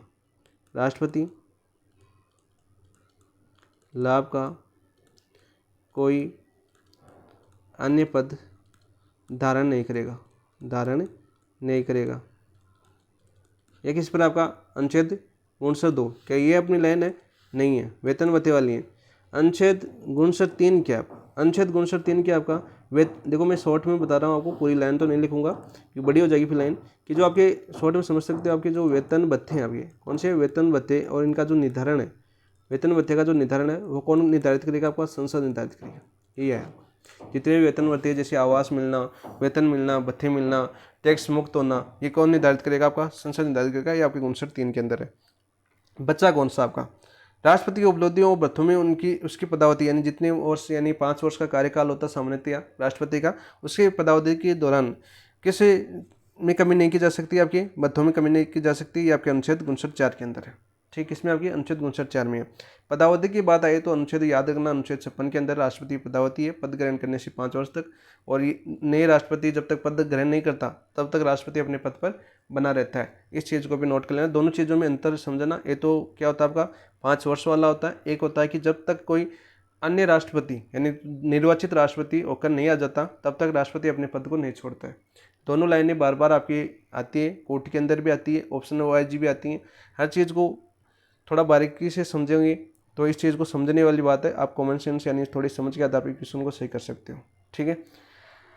और इसमें सोचने वाली बात है, क्वेश्चन को थोड़ा ध्यान से पढ़ना। पॉलिटिकल साइंस के कल वाले पेपर देखा था ना आपने, और कल वाले पेपर की बात करूँ मैं तो कल वाले देखो मैंने वो एक करवाया था ना आपका यूएनओ में, इको सोर्स जो आपकी वो 1948 वाली, इसमें सामाजिक व सांस्कृतिक वाला, ठीक है, ठीक है, वो एक क्वेश्चन आया था उसमें, ठीक है। और यहाँ कल वाली क्लास में जो यूएनओ की जो मैंने करवाया था, यूएनओ करवाया था ना आपको, यूएनओ से आपके 4 क्वेश्चन आए। फर्स्ट जो पॉलिटिकल साइंस जो बोलते हैं ना कि देखो पॉलिटिकल साइंस का पेपर बहुत टफ आया था, लेकिन हमने जो यूएनओ करवाया था ना उससे 4 क्वेश्चन आए, ठीक है। देख लेना पेपर, वो इजी क्वेश्चन वही थे मेरे हिसाब से शायद, बाकी सभी टफ थे, ठीक है। मैंने क्योंकि पेपर देखा मैंने, और कल बहुत थोड़ा सा कोचिंग के अंदर भी थोड़ा माहौल ख़राब था, लाइब्रेरी के अंदर कल बच्चे आए थे ना, दोस्त वगैरह लोग पेपर दे के आए थे, 6 को पेपर था उनका, तो फिर बहुत ऐसे उनका चेहरा वेरा हालत ख़राब थी। चलो कौन है उसकी बाद में करते हैं। राष्ट्रपति के संदर्भ में निम्न खतरों पर विचार कीजिए। राष्ट्रपति के संदर्भ में निम्न खतरों पर हम विचार करते हैं। देखो अनुच्छेद 86 के अनुसार राष्ट्रपति किसी सदन में भी अभिभाषण कर सकता है, बिल्कुल राइट, ठीक है। एक सदन भी कर सकता है, दोनों सदनों में भी कर सकता है, दोनों में भी कर सकता है, ठीक है। एक में भी कर सकता है, दोनों में भी कर सकता है, बिल्कुल राइट है। अनुच्छेद 86 के अनुच्छेद 86 और क्या करता है आपका, संदेश भेजने का अधिकार भी है। अनुच्छेद 86 में राष्ट्रपति के आपका संदेश भेजने का अधिकार भी है, भेजने का अधिकार यानी सभी सांसदों को संदेश भेजता है कि आप आओ, हम क्या करेंगे, सदन में अभिभाषण देंगे, ठीक है। यहाँ पर देखो 2 चीज़ें आपको याद करनी है। देखो एक अनुच्छेद 87 के अनुसार राष्ट्रपति विशेष अभिभाषण एक साथ समवेत संसद दोनों सदनों में होता है, बिल्कुल राइट। अनुच्छेद 87 यानी अभिभाषण देना, ठीक है। देखो इसमें 2 चीज़ें क्या है, देखो अनुच्छेद 86 में संदेश भेज सकता है और अभिभाषण किसी भी सदन में दे सकता है, और अनुच्छेद 87 के साथ क्या, 87 में क्या वो अभिभाषण देता है। ऐसी छोटी छोटी चीज़ें याद करनी है आपको, ठीक है। अब देखो इनमें कन्फ्यूज हो जाते हो 86 87 में। और एक क्वेश्चन और आपका कन्फ्यूज वाला, वो कौन सा आपका क्या था, वो आपका दोनों सदनों को संयुक्त बैठक, क्या बोलते हैं उसको, संयुक्त बैठक बोलते हैं। और वो किसमें आपके अनुच्छेद 108 के अंदर, अनुच्छेद 108 में संयुक्त बैठक कौन बुलाता है आपका, राष्ट्रपति बुलाता है, प्रेसिडेंट बुलाता है। लेकिन संयुक्त बैठक की अध्यक्षता कौन करता है, आपका अध्यक्षता करता है आपका लोकसभा अध्यक्ष। कौन करता है आपका, लोकसभा अध्यक्ष अध्यक्षता करता है। और लोकसभा अध्यक्ष अध्यक्षता करता है वो किस अनुच्छेद के तहत करता है, अनुच्छेद 118 के तहत, 108 118, ठीक है। इन दोनों को याद कर लेना, ठीक है। ऐसे कन्फ्यूज वाले क्वेश्चन भी आपको दो यहाँ पर उपयुक्त दोनों सत्य सही कथन पूछा है तो उपयुक्त दोनों सत्य है, तो आपका आंसर तो 3 हो जाएगा। नेक्स्ट बात करते हैं क्वेश्चन नंबर 71। यहाँ पर देखो क्या दे रखा है, भारतीय प्रधानमंत्री के संबंध में निम्नलिखित में से सत्य कथन कौन सा है। भारत का जो प्रधानमंत्री है उनके संबंध में निम्नलिखित सत्य कथन पूछा है हमें। प्रधानमंत्री सदैव लोकसभा का नेता होता है, जरूरी नहीं, राज्यसभा का बन सकता है। राज्यसभा के कौन कौन बने अभी तक, देखो राज्यसभा के कौन कौन बने आपकी, देखो सबसे पहले तो आपकी इंदिरा गांधी बनी थी, इंदिरा गांधी, ठीक है। मनमोहन सिंह, ठीक है। एच डी देवगौड़ा वगैरह वो भी आपके राज्यसभा से थे। इन 2 का तो आप याद कर लेना पक्का। एक और थे राज्यसभा से, देवगौड़ा थे शायद, है ना, देवगौड़ा। संसद के किसी सदन का सदस्य प्रधानमंत्री बन सकता है, बिल्कुल, तो ये तो आपका बिल्कुल सत्य है। दूसरा आपका बिल्कुल सत्य है। प्रधानमंत्री की मृत्यु होने पर मंत्रिपरिषद के वरिष्ठतम सदस्यों को प्रधानमंत्री नियुक्त किया जाता नहीं। जो आपकी लोकसभा है, जो मान लीजिए आपकी लोकसभा है, उसको क्या कर दिया जाता है, आपका भंग कर दिया जाता है, कोई सरकार नहीं बचती है, ठीक है। भारतीय संविधान का अनुच्छेद 75(1) प्रधानमंत्री को मंत्रिपरिषद के मुखिया के रूप में परिभाषित की नहीं। 75(1) नहीं किया, 75(1) में क्या करता है आपका जो राष्ट्रपति है वो किसके आपकी जो पीएम की क्या करता है, नियुक्ति करता है। क्या करता है आपका, नियुक्ति करता है। फिर सर आपका ये बताओ, आपका नियुक्ति सही लिखा कि मैंने, देख लेना भैया यार। 75(1) की बात कर रहा है ये। 75(1) में क्या आपका देखो, राष्ट्रपति की जो सलाह सहायता के लिए क्या हो गया आपका, सलाह सहायता के लिए क्या हो गया, एक मंत्रिपरिषद होगी। एक क्या होगी आपकी, मंत्रिपरिषद होगी। और इस मंत्रिपरिषद का प्रधान कौन होगा, प्रधान आ सकता है ऑप्शन में, मुखिया आ सकता है, वो कौन होगा आपका, पीएम। तो यहाँ पर किसी अनुच्छेद में आपके अनुच्छेद 74(1) के अंदर यहाँ पर क्या दे रखा है, 75, तो ये भी गलत हो जाएगा। हमें क्या पूछा, सत्य कथन पूछा है, तो आंसर हो जाएगा आपका ऑप्शन नंबर 2। संसद के किसी भी सदन का बन सकता है, राज्यसभा का बन सकता है, लोकसभा का बन सकता है। ठीक है, बात करते हैं आंसर हो जाएगा आपका ऑप्शन नंबर 2 राइट आंसर। ठीक है, ये चीज़ें आप याद कर लेना, छोटी छोटी चीज़ें बहुत चीज़ें और बहुत काम आती हैं। ठीक है, ऐसे शब्दों या लाइनों को पकड़ना होगा आपको पॉलिटिकल साइंस में, यदि आप लाइनों को पकड़ते हो तो अच्छा है। और बुक भी आप पढ़ सकते हो, देखो बुक पढ़ना भी ज़रूरी है पॉलिटिकल साइंस में, क्योंकि नोट्स से एक अध्यापक क्या होता है, देखो मैं बता देता हूँ रियल बात। देखो सच्ची बात तो ये है कि हम पढ़ते हैं ना तो हमारे नोट्स पर कोई क्वेश्चन नहीं आते, अपने नोट्स आपकी क्या आपकी लास्ट टाइम आपकी जो पढ़ते हैं ना अपना सरल बन जाता है। हमें जो पढ़ना होता है अपना नोट्स से क्या होता है आपका सरल बन जाता है। ऐसे बुक तो आपको पढ़नी पड़ेगी भाई। और कुछ लोग बोलते हैं बुक, देखो मैं बता देता हूँ, ज़्यादा बुक नहीं, कलाम वाली पढ़ लो। कलाम जो है, कलाम है ना, देखो ये नहीं कहता आप बोलोगे कि कलाम की बड़े नहीं, कलाम क्या आता है आपका जो आंकड़े होते हैं जो ऑथेंटिक बुक से उठाता है, पूरा ऑथेंटिक बुक से उठाता है पूरा, जैसा जितना इंपॉर्टेंट है जितना हमें वो तो लेता है। लेकिन अब आरपीएससी भी अलग पेपर बना दे उसका, तो वो भी क्या करेंगे। लैंग्वेज आप बता दो, आपको फर्स्ट ग्रेड में पूरी आपकी लगभग 63 से 64 क्वेश्चन थे आपके जो आपके उस कंटेक्ट से पढ़े थे। आप पूरे 75 के 75 पढ़ना तो देखो संभव किसी में भी नहीं है। ठीक है, 100% तो कौन होता है। यदि 63 और 64 आपके क्वेश्चन आ रहे और उनमें से आप यदि 35 प्लस कर रहे हो उस पेपर में फर्स्ट ग्रेड में, तो आप बेस्ट स्कोर करो। ठीक है, कैसे वो बेस्ट पेपर, अब इतना तो आपको पढ़ना पड़ेगा भाई। ठीक है, फर्स्ट पेपर की बात कर रहा हूँ मैं, सेकंड तो देखो अपने दम पर करना पड़ता है भाई। देखो सब कुछ सेकंड पेपर जिस सब्जेक्ट से नॉलेज हो उस सब्जेक्ट से संबंधित टीचर से आप पूछ सकते हो। ठीक है, कहाँ से कौन सी क्या बुक पढ़नी है। और बुक भी देखो अलग अलग आजकल क्या होता है, एक चीज़ होगी, पहले बुकें आती थी, गाइड आती थी, बहुत ही कम आती थी। आजकल हर कोचिंग वाले गाइड बना रहा है, हर कोचिंग वाला हर टीचर अपनी अपनी पुस्तक बना रहा है, अपने स्टूडेंट को हर पुस्तक अपनी दे रहा है। ठीक है, वो बेचारा मतलब बुकों की तरफ पहुँच ही नहीं पाता है, कि उसे यही नहीं पता कि आरबीसी की 2008 की ओल्ड बुक थी, 2008 वाली जो बुकें थी वो आजकल समाप्त सी हो गई है। मतलब पहले जो कंपटीशन की तैयारी करते थे ना उनके पास जैसे 2008 की पूरी बुकें मिलती थी। ठीक है, वहाँ पर प्रसिद्ध, और अभी भी देखो मेरे पास तो अभी भी है ये बुकें, मैं तो बता देता हूँ। और मैं तो यही पढ़ता हूँ, वैसे मैंने तो यही पढ़ी है। और बाकी मैंने देखो हिंदी ग्रंथ अकादमी पढ़ता हूँ मैं, हिंदी ग्रंथ अकादमी की बुक है हरि, जैसे आपकी भूगोल की बात करूँ तो हरिमोहन सक्सेना की बुक पढ़ता हूँ मैं, बहुत अच्छी बुक है। ठीक है, आपको ज्योग्राफी की जितनी भी करवाए हैं पूरा टॉपिक वगैरह वो हरिमोहन सक्सेना की बुक से करवाए हैं मैंने। ठीक है, बहुत ही शानदार बुक है हिंदी ग्रंथ अकादमी, और सीधे अच्छे से आता है और आपके आजकल सब बुकों से क्वेश्चन आता है। बाकी मैंने 2008 की सभी बुकें हमने कलाम लाइब्रेरी से सब मिली थी हमको।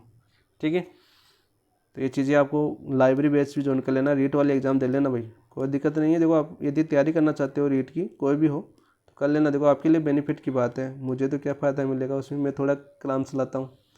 तो आंसर हो जाएगा ऑप्शन नंबर 2। नेक्स्ट देखिए क्वेश्चन नंबर 72 की बात करते हैं हम। निम्नलिखित कथनों पर विचार कीजिए। देखो भारतीय झंडा संहिता 2002 कानूनी रूप से बाध्यकारी है और इसका उल्लंघन देखो दंडनीय नहीं है। ठीक है, ठीक है, झंडा संहिता 2002 बाध्यकारी भी नहीं है और दंडनीय भी नहीं है, तो ये तो आपका गलत हो जाएगा। भारतीय संविधान का अनुच्छेद 51 का प्रत्येक नागरिक को राष्ट्र ध्वज का सम्मान करने का कर्तव्य करता है, बिल्कुल राइट। ठीक है, राष्ट्रीय गौरव अपमान निवारण अधिनियम 1971 के अंतर्गत ध्वज अपमान दंडनीय है, बिल्कुल राइट। ठीक है, यहाँ पे जो आपकी राष्ट्रीय ध्वज है, ध्वज को आप ऐसे नहीं कर सकते। ठीक है, थोड़ा राष्ट्रीय ध्वज के साथ ठीक से रहा करो, कोई मान लो जलने वाला हो आपसे तो कुछ भी हो सकता है। जैसे हम लास्ट टाइम जो घर घर तिरंगा फिराया था ना, घर घर तिरंगा वाला लास्ट टाइम, उसमें राष्ट्रीय ध्वज का बहुत अपमान हुआ था, बहुत ज़्यादा। जो अपनी शान है आन है सब कुछ है, ऐसे कचरे के ढेरों में पता नहीं कहाँ क्या कहा, ऐसे रोड के ऊपर पैरों में घूम रहे थे। ये एक गलत ही अभियान था वो मेरे हिसाब से। तो ऐसे एक राष्ट्र के ध्वज का अपमान समझाना चाहिए ऐसे प्रोग्राम के अंदर, क्योंकि जनता है, जनता इतना केयर नहीं करती है, क्योंकि वो भूल जाती है अपने नियमों को। ठीक है, अपने सिद्धांतों को। तो ऐसी चीज़ों को ध्यान रखना चाहिए गवर्नमेंट को। आंसर हो जाएगा 2 और 3। तो उपयोग कौन सा कथन सत्य है, ऑप्शन नंबर 2 आपका राइट आंसर है। ठीक है, इसका पहला करते हैं। यहाँ पर देखो अनुच्छेद 51 जो आपके हैं मूल कर्तव्य हैं, मूल कर्तव्य आपको याद होनी चाहिए। मूल कर्तव्य कहाँ से लेके आपके सोवियत संघ से लेके, कहाँ से लेके आपके सोवियत संघ से लेके आपके कर्तव्य, और किस अनुच्छेद में जोड़े गए थे आपके अनुच्छेद 51 के अंदर, और आपके भाग 4 का, भाग 4 का जोड़ा गया था आपका 51 कितने जोड़े गए थे आपके 42वें संविधान संशोधन। कौन सा था आपका 42वें संविधान संशोधन 1976 के अंदर जोड़े गए थे। अध्यक्ष कौन थे आपके सरदार सरवण सिंह, देखो सरदार सरवण सिंह थे। ठीक है, और तेज बहादुर सप्रू थे ना, वो थे क्या, कौन थे, सलाह ली थी इन्होंने एक सरदार सरवण सिंह ने, और कितने जोड़े गए थे आपके, 10 जोड़े गए थे, कितने 10। और 11वां कब जोड़ा गया था आपका, 86वां संविधान संशोधन 2002 अटल बिहारी वाजपेयी की समय। और 11वां किससे संबंधित था आपका, शिक्षा से। और ये बात बता देता हूँ, ये 11 की 11 याद कर लेना, कोर्ट के अंदर क्वेश्चन आता है आपका कोर्ट वाला, और कोर्ट में आपको 11 की 11 याद होनी चाहिए भाई। जैसे ऐसे पूछता है, जैसे 9 नंबर का है तो मैं तो ऐसे याद करता हूँ, जैसे 9 नंबर का है, 9 का मतलब क्या होता है, हम सार्वजनिक वस्तुओं को नुकसान नहीं पहुँचाएंगे, ठीक है। B4 में जैसे आपका ए तो ये हो गया, ए नंबर पर तो कौन सा हो गया आपका, राष्ट्र ध्वज का सम्मान, ठीक है। 2 नंबर पर आता है, मैं बी से याद करता हूँ, B4 बापू, बापू का मतलब राष्ट्रीय आंदोलन कौन थे आपके, महात्मा गांधी। ऐसे C4 कुछ याद कर लो। D4 देखो मैं ऐसे बता देता हूँ, कुछ मुझे याद है। D4 डिफेंस, डिफेंस मतलब जब रक्षा के लिए, हम देश की रक्षा के लिए हमेशा आगे रहेंगे, ठीक है। और इक्वलिटी 5 पर कौन सा आता है आपका, इक्वलिटी, E4 इक्वलिटी समानता, समान अधिकार वगैरह वो आता है, ठीक है। ऐसे 6 से अलग था। अब देखो मैं एक बार वापस बता दूंगा, मैं थोड़ा सा वो ट्रिक दिमाग में नहीं रही, वरना तो मैं आज ही बता देता उसको, ठीक है। बाकी ऐसे ट्रिक से आप पूरा याद कर लेना, और उत्कर्ष से याद कर लेना, शिक्षा याद कर लेना, उत्कर्ष से शिक्षा याद कर लेना 11 में, ठीक है। 10 में उत्कर्ष है। ऐसे आप चीज़ याद कर सकते हो, ऐसे नॉर्मल सी चीज़ें हैं, आपको ऐसे थोड़ी सी मेहनत तो करनी पड़ेगी भाई। ऐसे सीधा छाछ से घी सीधा नहीं मिलता, दही से घी सीधा नहीं मिलता, उसको भी बिलौना पड़ता है, ठीक है ना। यहाँ पर देखो 73 देखो आप, भारतीय संविधान के अनुच्छेद 51 कैड है, देखो ये भी आपका भारतीय 51 डे है आपका, के अनुसार भारत के सभी लोगों में समरसता और समान भातृत्व की भावना का निर्माण करे, जो निम्न में से किन पर आधारित सभी भेदभाव से परे। मैंने क्या बताया था अभी, 5 E4 बताया था मैंने, इक्वलिटी यानी समानता, मैंने ऐसे याद किया था, समानता वही आपका है। तो यहाँ पर देखो आपका 51 कहना है, 5 नंबर का है आपका, अनुसार भारत के सभी लोगों में समरसता और समान भातृत्व की भावना का निर्माण करें, जो निम्न में से किन पर आधारित है, जो आपके किन चीज़ों का भेदभाव नहीं करे। जैसे आप आज के टाइम में मैं बता देता हूँ, आज के टाइम पर जो जातिवाद है, देखो कोई बुरा मत मानना भाई, जातिवाद है वो अपनी चरम सीमा पर है। कहाँ पर, आपकी चरम सीमा पर है, ठीक है। और इसका नुकसान कब मिलेगा आपको, इसका नुकसान देखने को कब मिलेगा आपको, इसका नुकसान देखने को मिलेगा आपको, एक रिपोर्ट है उसके अनुसार लगभग 2042 से 45 के बीच, और पक्का मिलेगा, देखने को मिलेगा, क्योंकि जो आपकी समरसता, सामाजिक भेदभाव है वो बहुत ज़्यादा, जातिवाद का मैटर बहुत ज़्यादा पॉपुलर हो रहा है। और मेन चीज़ है इसमें सबसे ज़्यादा योगदान जो आज के पढ़े हुए इंसान है, पढ़े लिखे इंसान है, ये फैक्ट है। और जो पढ़े लिखे इंसान है उनको इस चीज़ को समझना चाहिए, और इस चीज़ को आपको कंट्रोल करना, यदि भविष्य में अपने जो आपके बच्चे होंगे, ठीक है, अपन तो क्या है, अपन तो हो चुके हैं लगभग आधे, ठीक है, लेकिन जो आपके भविष्य, अपन तो देखेंगे इन चीज़ों को, अपन तो देखेंगे, और भुगतेंगे कौन, परिणाम कौन भुगतेंगे, देखो अपन तो क्या करेंगे, देखेंगे, ठीक है, और परिणाम कौन भुगतेंगे, इसका परिणाम भुगतेंगे अपने बच्चे, ठीक है, अपनी आने वाली पीढ़ी, यानी अपना भविष्य, यानी अपने भारत का आगे का भविष्य आएगा, वो इसका बहुत बुरा दुष्परिणाम भुगतेगा, बिल्कुल भुगतेगा, बिल्कुल राइट बात है आपकी। तो इसमें देखो आपका ये अपने संविधान को पढ़ना चाहिए उन लोगों को, और पढ़ाना भी चाहिए, और राजनीति के चक्कर में कभी मत छड़ना भाई, ठीक है। प्रश्न, धर्म, भाषा, प्रदेश और वर्ग, आंसर हो जाएगा ऑप्शन नंबर 3। और ये बात करें मूल अधिकार में भी एक अनुच्छेद है, उसमें भी ये बातें लिखी हुई है आपकी। मूल अधिकार की बात करें तो मूल अधिकार में कौन सा आपका, अनुच्छेद 15, अनुच्छेद 15 है। तो मूल ये भी उसी की बात करता है कि आपके भेदभाव नहीं होना चाहिए जाति, लिंग, भाषा, जन्म स्थान आदि के आधार पर, ठीक है। ऐसे कनेक्ट कर लेना, ऑप्शन नंबर 3 आपका राइट आंसर हो जाएगा। नेक्स्ट बात करते हैं क्वेश्चन नंबर 76 की बात करते हैं। 76 क्या आता है, देखो, भारत के संविधान में मूल अधिकारों को सर्वनिम्न त्रिभुज में सम्मिलित अधिकार नहीं, तो धार्मिक अधिकार नहीं। देखो सर्वनिम्न ऐसा आ सकता है क्वेश्चन, भारतीय अधिकार संविधान में मूल अधिकारों के सर्वनिम्न त्रिभुज में सम्मिलित नहीं है, ये तो धार्मिक, आपकी धार्मिक स्वतंत्रता है, धार्मिक स्वतंत्रता वो सम्मिलित नहीं है।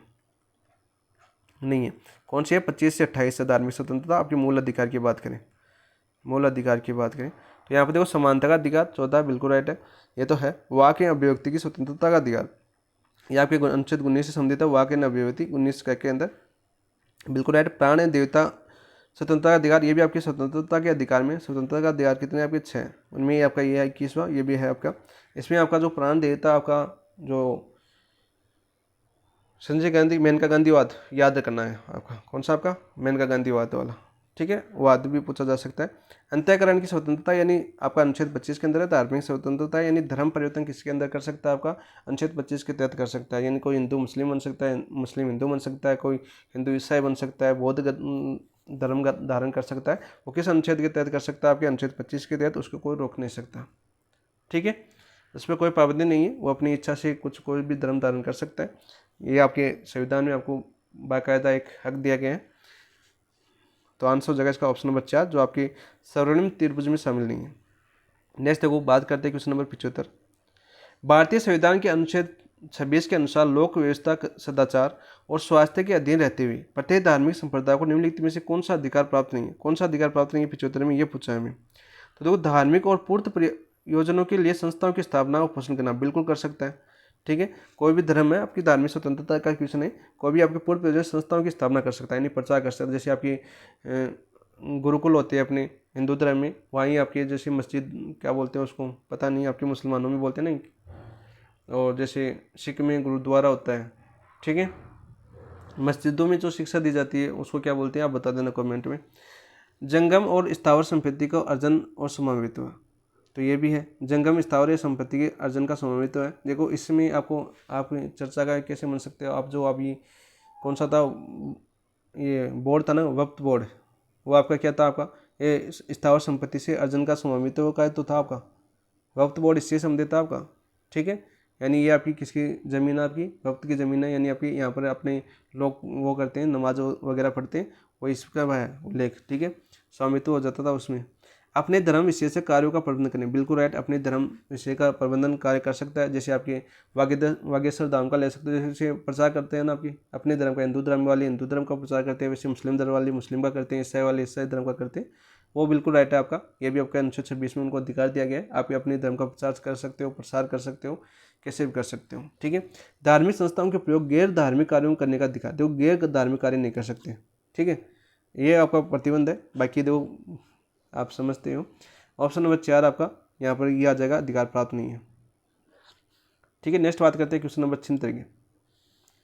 यहाँ पर देखो, निम्नलिखित में से किस अनुच्छेद का उल्लेख संविधान के अनुच्छेद 35 के अंदर किया गया। 35 के कौन सा आपका नीति निर्देशक तत्व है, कौन सा आपका नीति निर्देशक तत्व है, निर्देशक तत्व है आपका। और इसमें क्या है, एक संसद को अधिकार दिया गया कि संसद कानून बना एक संसद अपनी संसद को अधिकार दिया गया है। ठीक है, राज्यों को नहीं दिया गया ये अधिकार, याद रखना, संसद को ये अधिकार दिया गया कि शक्ति प्राप्त है उनको कि वो अधिकार बना सकती है, कानून बना सकती है कुछ। तो इसमें कौन कौन से इन अनुच्छेदों पर, कौन कौन से अनुच्छेदों पर कानून बना सकती है, वो बना सकती है आपकी देखो 16(3) पर बना सकती है। 16(3) आपका समानता का अधिकार सम्मिलित है, जैसे आपके समान, जैसे नौकरियों में समान आरक्षण वगैरह देना। ठीक है, अनुच्छेद कौन सा बनाती है 32 आपका संवैधानिक उपचारों का अधिकार है, 32 बिल्कुल राइट। और आपके जो आपके बी राम अम्बेडकर है, इन्होंने आपके इसको अनुच्छेद 32 को क्या बोला है, कमेंट में बताओ उसकी परिभाषा क्या है। 33 है क्या, 33 भी है, अनुच्छेद 33 शामिल है। ठीक है, और अनुच्छेद 34 शामिल है, 29 शामिल नहीं है। ठीक है, आपकी धार्मिक स्वतंत्रता है 29 में, कौन सा आपका संपत्ति का अधिकार है, बताना कमेंट में कौन सा है 29 में, कमेंट में बताना भाई। 29 वाला धार्मिक वाला होना चाहिए, 28, 25 से 29 है क्या। तो देखो यहाँ पर क्या हो जाएगा, BCDE शामिल है, ऑप्शन नंबर 1 आपका राइट आंसर हो जाएगा। नेक्स्ट है वो बात करते हैं क्वेश्चन नंबर 77 की। भारतीय संविधान के अनुच्छेद 19(2) प्रथम संविधान संशोधन द्वारा भूतलक्षी प्रभाव से जोड़ा गया, परंतु इससे भारत की प्रभुत्वता और अखंडता वाक्यांश के संविधान का संशोधन जोड़ा गया। देखो, अभी आपका जगदीप धनखड़ को जानते हो, कौन है जगदीप धनखड़ जी, श्रीमान लिख देता हूँ, श्री जगदीप धनखड़ जी, धनखड़ जी। इन्होंने अभी बताया कि भारतीय संविधान में यदि अखंडता शब्द नहीं होता, चर्चा का विषय था ये। तो यहाँ पर देखो 12वां संविधान संशोधन था, 16वां संविधान संशोधन था, 42वां और 44वां संविधान संशोधन। तो कौन सा था आपका, ये था आपका 16वां संविधान संशोधन 1963 के अंदर हुआ था। कब हुआ था आपका 1963 में। 42वां कब हुआ था आपका 1976 में। इंदिरा गांधी थी इस समय, इंदिरा गांधी थी आपकी, हिटलर। ठीक है, 44वां संविधान संशोधन कौन था आपका 1976, मोरारजी देसाई, 1978 के अंदर हुआ था। और ये भी 42 और 44 अच्छे से याद होनी चाहिए आपको, अच्छे से याद, कि स्पेशली आपके प्रधानमंत्री टॉपिक दे रखा है। ठीक है, नेक्स्ट क्वेश्चन नंबर बात करते हैं क्वेश्चन नंबर 78 की। भारतीय संविधान के अनुच्छेद 47 के तहत निम्न में से कौन से राज्य का प्राथमिक कर्तव्य है? देखो राज्य का अनुच्छेद 47 की बात करते हैं तो जो लोगों के पोषण स्तर को बढ़ाना बिल्कुल है, लोक स्वास्थ्य में सुधार करना बिल्कुल है। मादक ये तो आपकी कैसे आपके प्राथमिक कर्तव्य यानी मूल कर्तव्य है, सरकार के मूल कर्तव्य दोनों। मादक और पदार्थों हानिकारक वस्तुओं के मादक पदार्थों हानिकारक वस्तुओं के उपयोग पर प्रतिषेध, इसका क्या करेगा राज्य? प्रयास करेगा। क्या करेगा? प्रयास करेगा कि वो हानिकारक जैसे शराब वगैरह जो पदार्थ मादक जो अफीम वगैरह है उन पर रोक लगाने का प्रयास करेगा। ये आपका मूल कर्तव्य नहीं है। पर्यावरण संरक्षण और वन्य जीवन की रक्षा ये जोड़ा गया था आपका 42वें संविधान संशोधन 1976 के अंदर। मैंने ये सभी बताया आपको, जो माइनर टेस्ट होता है ना ये सभी बताई लाइन, यह जोड़ा गया था आपके अनुच्छेद 48 क में। देख लो वहाँ पर जाके देख सकते हो आराम से, अनुच्छेद 48 क में छठा की टेस्ट है आपका। ठीक है, तो आंसर हो जाएगा आपका देखो 1 और 2, तो ऑप्शन नंबर 1 आपका राइट आंसर हो जाएगा। नेक्स्ट बात करते हैं क्वेश्चन नंबर 79 की। 79 का है आपका राइट टू वर्क का संबंध संविधान के किस अनुच्छेद से है? भाई अनुच्छेद 15(4) से है? नहीं, अनुच्छेद 19(1) से। देखो इसमें तो कौन सी आपकी वाक एवं अभिव्यक्ति की स्वतंत्रता, अभिव्यक्ति की स्वतंत्रता, अभी हमने पीछे पढ़ा है। ठीक है, अनुच्छेद 15(4) आपका समानता के अधिकार से संबंधित है। 15(4) में जो SC/ST है आपकी समानता, SC/ST वाला है आपका, SC/ST का प्रावधान है कुछ समानता से संबंधित। 15(4) और 15(6) तो आपने पढ़ा होगा आपका 103वां संविधान संशोधन EWS वाला। ठीक है, अनुच्छेद 39F, अनुच्छेद 39F है क्या? तो अनुच्छेद 39F की बात करें, ये आपका जोड़ा गया था आपका 42वां संविधान संशोधन 1976 में। कब जोड़ा गया था? 42वां संविधान संशोधन 1976 में। इसमें क्या था आपका जो बालक है ना, बालक की जो स्वतंत्रता है, बालक की जो स्वतंत्रता है, स्वतंत्रता को गरिमामय बनाना, गरिमामय वातावरण में स्वस्थ विकास के अनुसार सुविधा प्रदान की जाए। गरिमामय वातावरण में स्वस्थ विकास के अवसर व सुविधाएं दी जाए, वह सुविधाएं दी जाए। रे बालकों से संबंधित था 39F क्या था? बालकों से संबंधित था कि गरिमामय वातावरण में स्वस्थ विकास होना चाहिए बालकों का, उनको वैसी सुविधाएं देनी चाहिए, यानी स्वस्थ विकास की अवसर देना चाहिए और सुविधाएं दी जाए। ये आपकी 39F के अंदर था, वो बालकों से संबंधित था। कब जोड़ा गया था आपका? 42 संविधान संशोधन 1976 में। तो बच्चा कौन सा आपका? अनुच्छेद 41, आंसर हो जाएगा ऑप्शन नंबर 4 नीति निर्देश तत्व अनुच्छेद 41 में आपका राइट टू वर्क। ठीक है, कार्य करने का अधिकार। ठीक है, काम मांगने का अधिकार नहीं है, सरकार काम नहीं देगी भाई। अच्छी देखिए, भारत के पूर्व प्रधानमंत्रियों के कार्यकाल का सही आरोही क्रम बताना है भाई। आरोही क्रम बताते कालानुक्रमिक क्रम में और बताना है। ठीक है, तो सबसे पहले कौन आए थे आपके? VP सिंह आए थे, 1990 की बात है। VP सिंह, राजीव गांधी के बाद VP सिंह आए थे। ठीक है, 1989 में आ गए थे। ठीक है, और चंद्रशेखर फिर आए थे, इसको क्या बोला जाता है आपका? युवा तुर्क UP के थे, चंद्रशेखर बने थे। फिर आपके नरसिम्हा राव बने थे कांग्रेस के, और आपके पहले थे आपके नेता ये अलग थे जो पूर्ण का जो क्या बोलते हैं इनको, वो मेरे दिमाग में निकल गया। तो इन्होंने एक आपकी पंचायती राज वाला भी याद कर लेना, पंचायती राज। ठीक है, और पूर्ण कार्यकाल कहता है इन्होंने गठबंधन की सरकार का पूर्ण कार्यकाल, और भ्रष्टाचार का आरोप इन्हीं पर लगा था, भ्रष्टाचार याद आ गया देखो ना। गठबंधन की सरकार का पूर्ण कार्यकाल करने वाले पहले प्रधानमंत्री थे। ठीक है, तो आंसर हो जाएगा इसका कौन सा? ऑप्शन नंबर 1 आपका राइट आंसर हो जाएगा। देखो देखो इसके बाद कौन आएंगे थे आपके? इसमें क्रम का पूछा है। देखो इसमें देखो नरसिम्हा राव के बाद में आए थे आपके गुजराल के बाद अटल बिहारी वाजपेयी, लेकिन चंद्रशेखर पहले आना चाहिए था। ठीक है, इसमें देखो विश्व प्रताप सिंह पहले आना चाहिए, फिर आपका अटल बिहारी वाजपेयी, फिर आपका लास्ट मनमोहन सिंह। चौधरी चरण सिंह देखो मोरारजी देसाई 1 नंबर पर आए थे, फिर आपके चौधरी चरण सिंह, फिर राजीव गांधी, और इन मोरारजी देसाई के बाद इंदिरा गांधी फिर आ गई थी, फिर आपके राजीव गांधी बने थे। ठीक है, इस तरह से आपको सभी याद होनी चाहिए। आंसर हो जाएगा option number 1। Next question number 81। भारतीय संविधान के किस अनुच्छेद के अंतर्गत भारत सरकार का दायित्व है कि वह बाह्य आक्रमण एवं आंतरिक अशांति से राज्यों की रक्षा करे? अनुच्छेद 355 में। किसमें आपका? अनुच्छेद 355 में। 92 क्या आपका? राष्ट्रीय आपातकाल। क्या आपका? राष्ट्रीय आपातकाल। ठीक है, 56 में क्या आपका? राष्ट्रपति शासन। राष्ट्रपति शासन। और 360 में क्या आपका वित्तीय आपातकाल, क्या आपका वित्तीय आपातकाल। आंसर हो जाएगा ऑप्शन नंबर 2। नेक्स्ट है क्वेश्चन नंबर 82 की बात करते हैं। 82 क्या आपका, निम्नलिखित में से देखो 1919 का अधिनियम 2 ही आपके 1919 और 1935 ये दोनों याद कर लेना। निम्नलिखित में से कौन सा कथन 1919 के भारत शासन अधिनियम के अंतर्गत प्रांतीय द्वैत शासन के संबंध में असत्य है। देखो प्रांतीय द्वैत शासन कब लागू होता है, 1919 के अंदर, ये भी याद कर लेना। स्थानांतरित विषय कार्यभार मंत्रियों को सौंपा गया था, बिल्कुल राइट, मंत्रियों को सौंपा गया था। कितने थे स्थानांतरित विषय की बात करें तो 28 मैंने बताए थे। पूरा ऐसे चार्ट बनाया था, पाई चार्ट, पूरा ऐसे चार्ट, सॉरी पाई चार्ट क्या, पूरा चार्ट बनाकर ऐसे आपको सब बताया था, स्थानांतरित विषय कौन से, प्रांतीय विषय कौन से, केंद्रीय विषय कौन सा है, सारी डिटेल से आपको बताई गई है। और इनका 28 विषय थे, टोटल प्रांतीय विषय कितने थे, टोटल आपके 50 थे, 28 तो आगे। और सुरक्षित विषयों का नियंत्रण गवर्नर इन काउंसिल के पास था, बिल्कुल राइट। कितने विषय थे आपके, 22 विषय थे। 28 और 22 कितने हो गए, 50। ये तो प्रांतीय विषय थे, ये भी याद कर लेना। देखो यहीं पर कनेक्ट कर दिया। यदि किसी विषय पर संरक्षित और स्थानांतरित का विवाद हो तो अंतिम निर्णय कौन करता था, आपका गवर्नर जनरल का होता था, ठीक है। किसका होता था, आपका गवर्नर जनरल का होता था, बिल्कुल राइट। केवल स्थानांतरित विषयों पर विधानसभा कानून बना सकती थी, नहीं सभी में बना सकती थी, ठीक है। यह गलत हो जाएगा, तो आंसर क्या हो जाएगा, 1, 2, 3, ऑप्शन नंबर 1 आपका राइट आंसर हो जाएगा। 1919 को क्या बोलते हैं आपके, मॉन्टेग्यू चेम्सफोर्ड। 1919 की बात करो, थोड़ा सा याद करवा दूँ मैं। 1919 को मॉन्टेग्यू चेम्सफोर्ड, मॉन्टेग्यू कौन थे आपके, बादशाह, और चेम्सफोर्ड कौन थे आपके, वायसराय, ठीक है, बोलते हैं। और लागू कब हुआ था, 1919 वाला।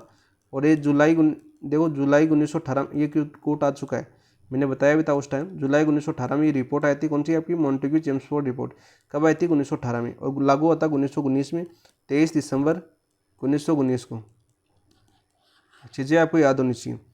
आंसर हो जाएगा 1। नेक्स्ट क्वेश्चन नंबर 83 की बात करते हैं। भारत शासन अधिनियम 1935 के अनुसार गवर्नर जनरल की विशेष जिम्मेदारियों में कौन कौन से क्षेत्र शामिल है। भारतीय वित्तीय स्थिरता का संरक्षण, बिल्कुल राइट। अल्पसंख्यकों के विविध हितों की रक्षा, बिल्कुल राइट। विविध हितों की रक्षा, बिल्कुल राइट, ठीक है, बिल्कुल राइट। आपका अल्पसंख्यकों के विविध हितों की रक्षा भी किसकी थी, आपकी गवर्नर जनरल के पास। कार्यपालिका में समान नागरिक संहिता लागू करना, समान नागरिक संहिता कार्यपालिका में, ठीक है, की थी क्या, नहीं की। अंग्रेज कर सकते क्या ऐसा, नहीं कर सकते, गलत हो जाएगा। यूनाइटेड किंगडम से आयातित वस्तुओं पर भेदभाव रोकना, बिल्कुल राइट। तो आंसर क्या हो जाएगा आपका, 1, 2 और 4, 1, 2, 4, ऑप्शन नंबर 1 आपका राइट आंसर हो जाएगा 83 का। नेक्स्ट है क्वेश्चन नंबर बात करते हैं 84 की। भारत शासन अधिनियम 1935 की संघीय कार्यपालिका के संदर्भ में निम्न में से कौन सा कथन सत्य है। संघीय कार्यपालिका के संदर्भ में बताया हमें। देखो संघीय कार्यपालिका शक्तियाँ गवर्नर जनरल द्वारा हिज मैजेस्टी के नाम पर प्रयोग की जाती थी, बिल्कुल राइट, ठीक है। संघ के सभी मंत्री गवर्नर जनरल की सलाह से नियुक्त होते थे, नहीं। कुछ मंत्री आपकी जो आपके इसके गवर्नर जनरल है उनको विवेक की शक्ति प्राप्त थी, किसकी, आपकी विवेक की शक्ति। और ये विवेक की शक्ति बहुत बुरी होती है, ठीक है। इस शक्ति के कारण ही शक्ति थी जिससे भी नियुक्त किया करते थे, केवल सलाह के आधार पर नहीं करते थे, तो ये गलत हो जाएगा आपका। संघीय मामलों में कार्यपालिका शक्ति केवल संघीय सूची तक सीमित थी, बिल्कुल राइट। तो आंसर हो जाएगा आपका 1 और 3, 1 और 3, ऑप्शन नंबर 3 आपका राइट आंसर हो जाएगा। 85 में 84 में 3, ठीक है। नेक्स्ट है क्वेश्चन नंबर 85। 1919 के अधिनियम के अनुसार निम्नलिखित में से कौन से विषय सुरक्षित माने गए, सुरक्षित माने गए, कौन से विषय, तो आपके सुरक्षित विषय और आपके स्थानांतरित विषय। सुरक्षित विषय का अधिकार किसमें था, आपका गवर्नर जनरल का। किसका था, आपका गवर्नर जनरल का था। और मैं बता देता हूँ महत्वपूर्ण सुरक्षित विषय जो आपको बार बार पूछेंगे आपके, सुरक्षित विषय। तो सुरक्षित विषय की बात करें तो देखो ये तो आ सकता है आपका कानून व्यवस्था, कानून व्यवस्था, ठीक है। और आ सकता है आपका वित्त आ सकता है, भू राजस्व आ सकता है, भू राजस्व आ सकता है, ठीक है। चौथा कौन सा आ सकता है, आपका खनिज आ सकता है। ये तो कैसे थे आपके सुरक्षित विषय। स्थानांतरित विषय कौन से है जो इंपॉर्टेंट है, वैसे तो 50 याद थोड़ी करोगे आप, ठीक है। और सुरक्षित विषय कितने आपके 22 है। अब 22 तो आप याद नहीं कर सकते पूरे, सभी को होता है 22 याद थोड़े होंगे, नहीं होंगे, सबको याद नहीं होती। शिक्षा स्वास्थ्य जो इम्पोर्टेंट है वो तो याद करो ना, शिक्षा स्वास्थ्य कृषि और स्थानीय स्वशासन यानी पंचायती राज, स्थानीय स्वशासन।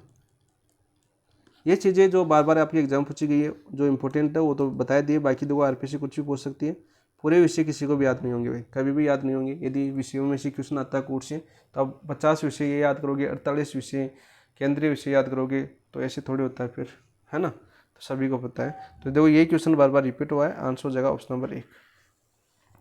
नेक्स्ट बात करते हैं क्वेश्चन नंबर 86। भारत शासन अधिनियम 1935 के अंतर्गत संघीय सूची, प्रांतीय सूची और समवर्ती सूची विषयों का विभाजन किस प्रकार था। तो देखो संघीय सूची में आपकी 59 विषय थे, बिल्कुल राइट। प्रांतीय सूची में 54 विषय थे, बिल्कुल राइट। समवर्ती सूची में 36 विषय थे, बिल्कुल राइट। ये भारत के संविधान के विषयों की 3 सूची का पहला उदाहरण था, बिल्कुल राइट। अभी भी तो भारत में 3 सूची है ना, संघ सूची, राज्य सूची और समवर्ती सूची। उसी प्रकार ये थी आपकी उस टाइम।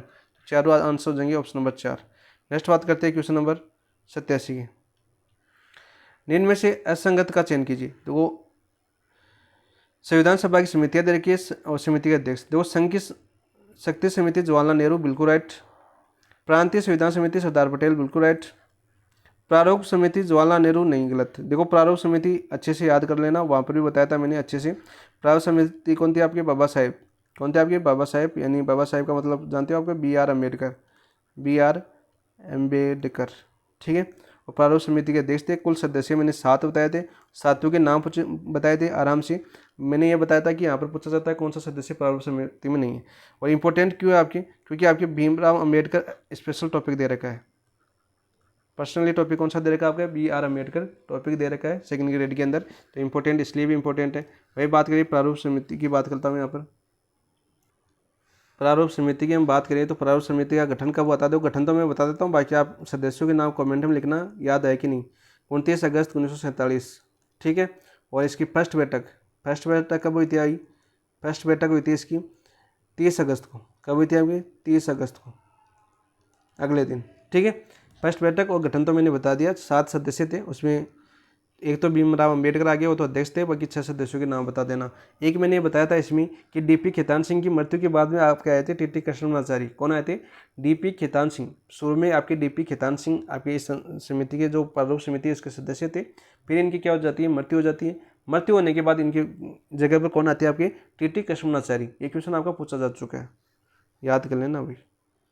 और बाकी आपके जवाहरलाल नेहरू के बारे में देखो, एक तो आ गया संघ शक्ति समिति के थे आपके अध्यक्ष थे। कौन थे आपके, संघ समिति की थी आपकी, संविधान निर्माण के थे आपकी, राज्य समिति के अध्यक्ष भी जवाहरलाल नेहरू थे, ठीक है। ऐसे सभी समितियाँ याद कर लेना।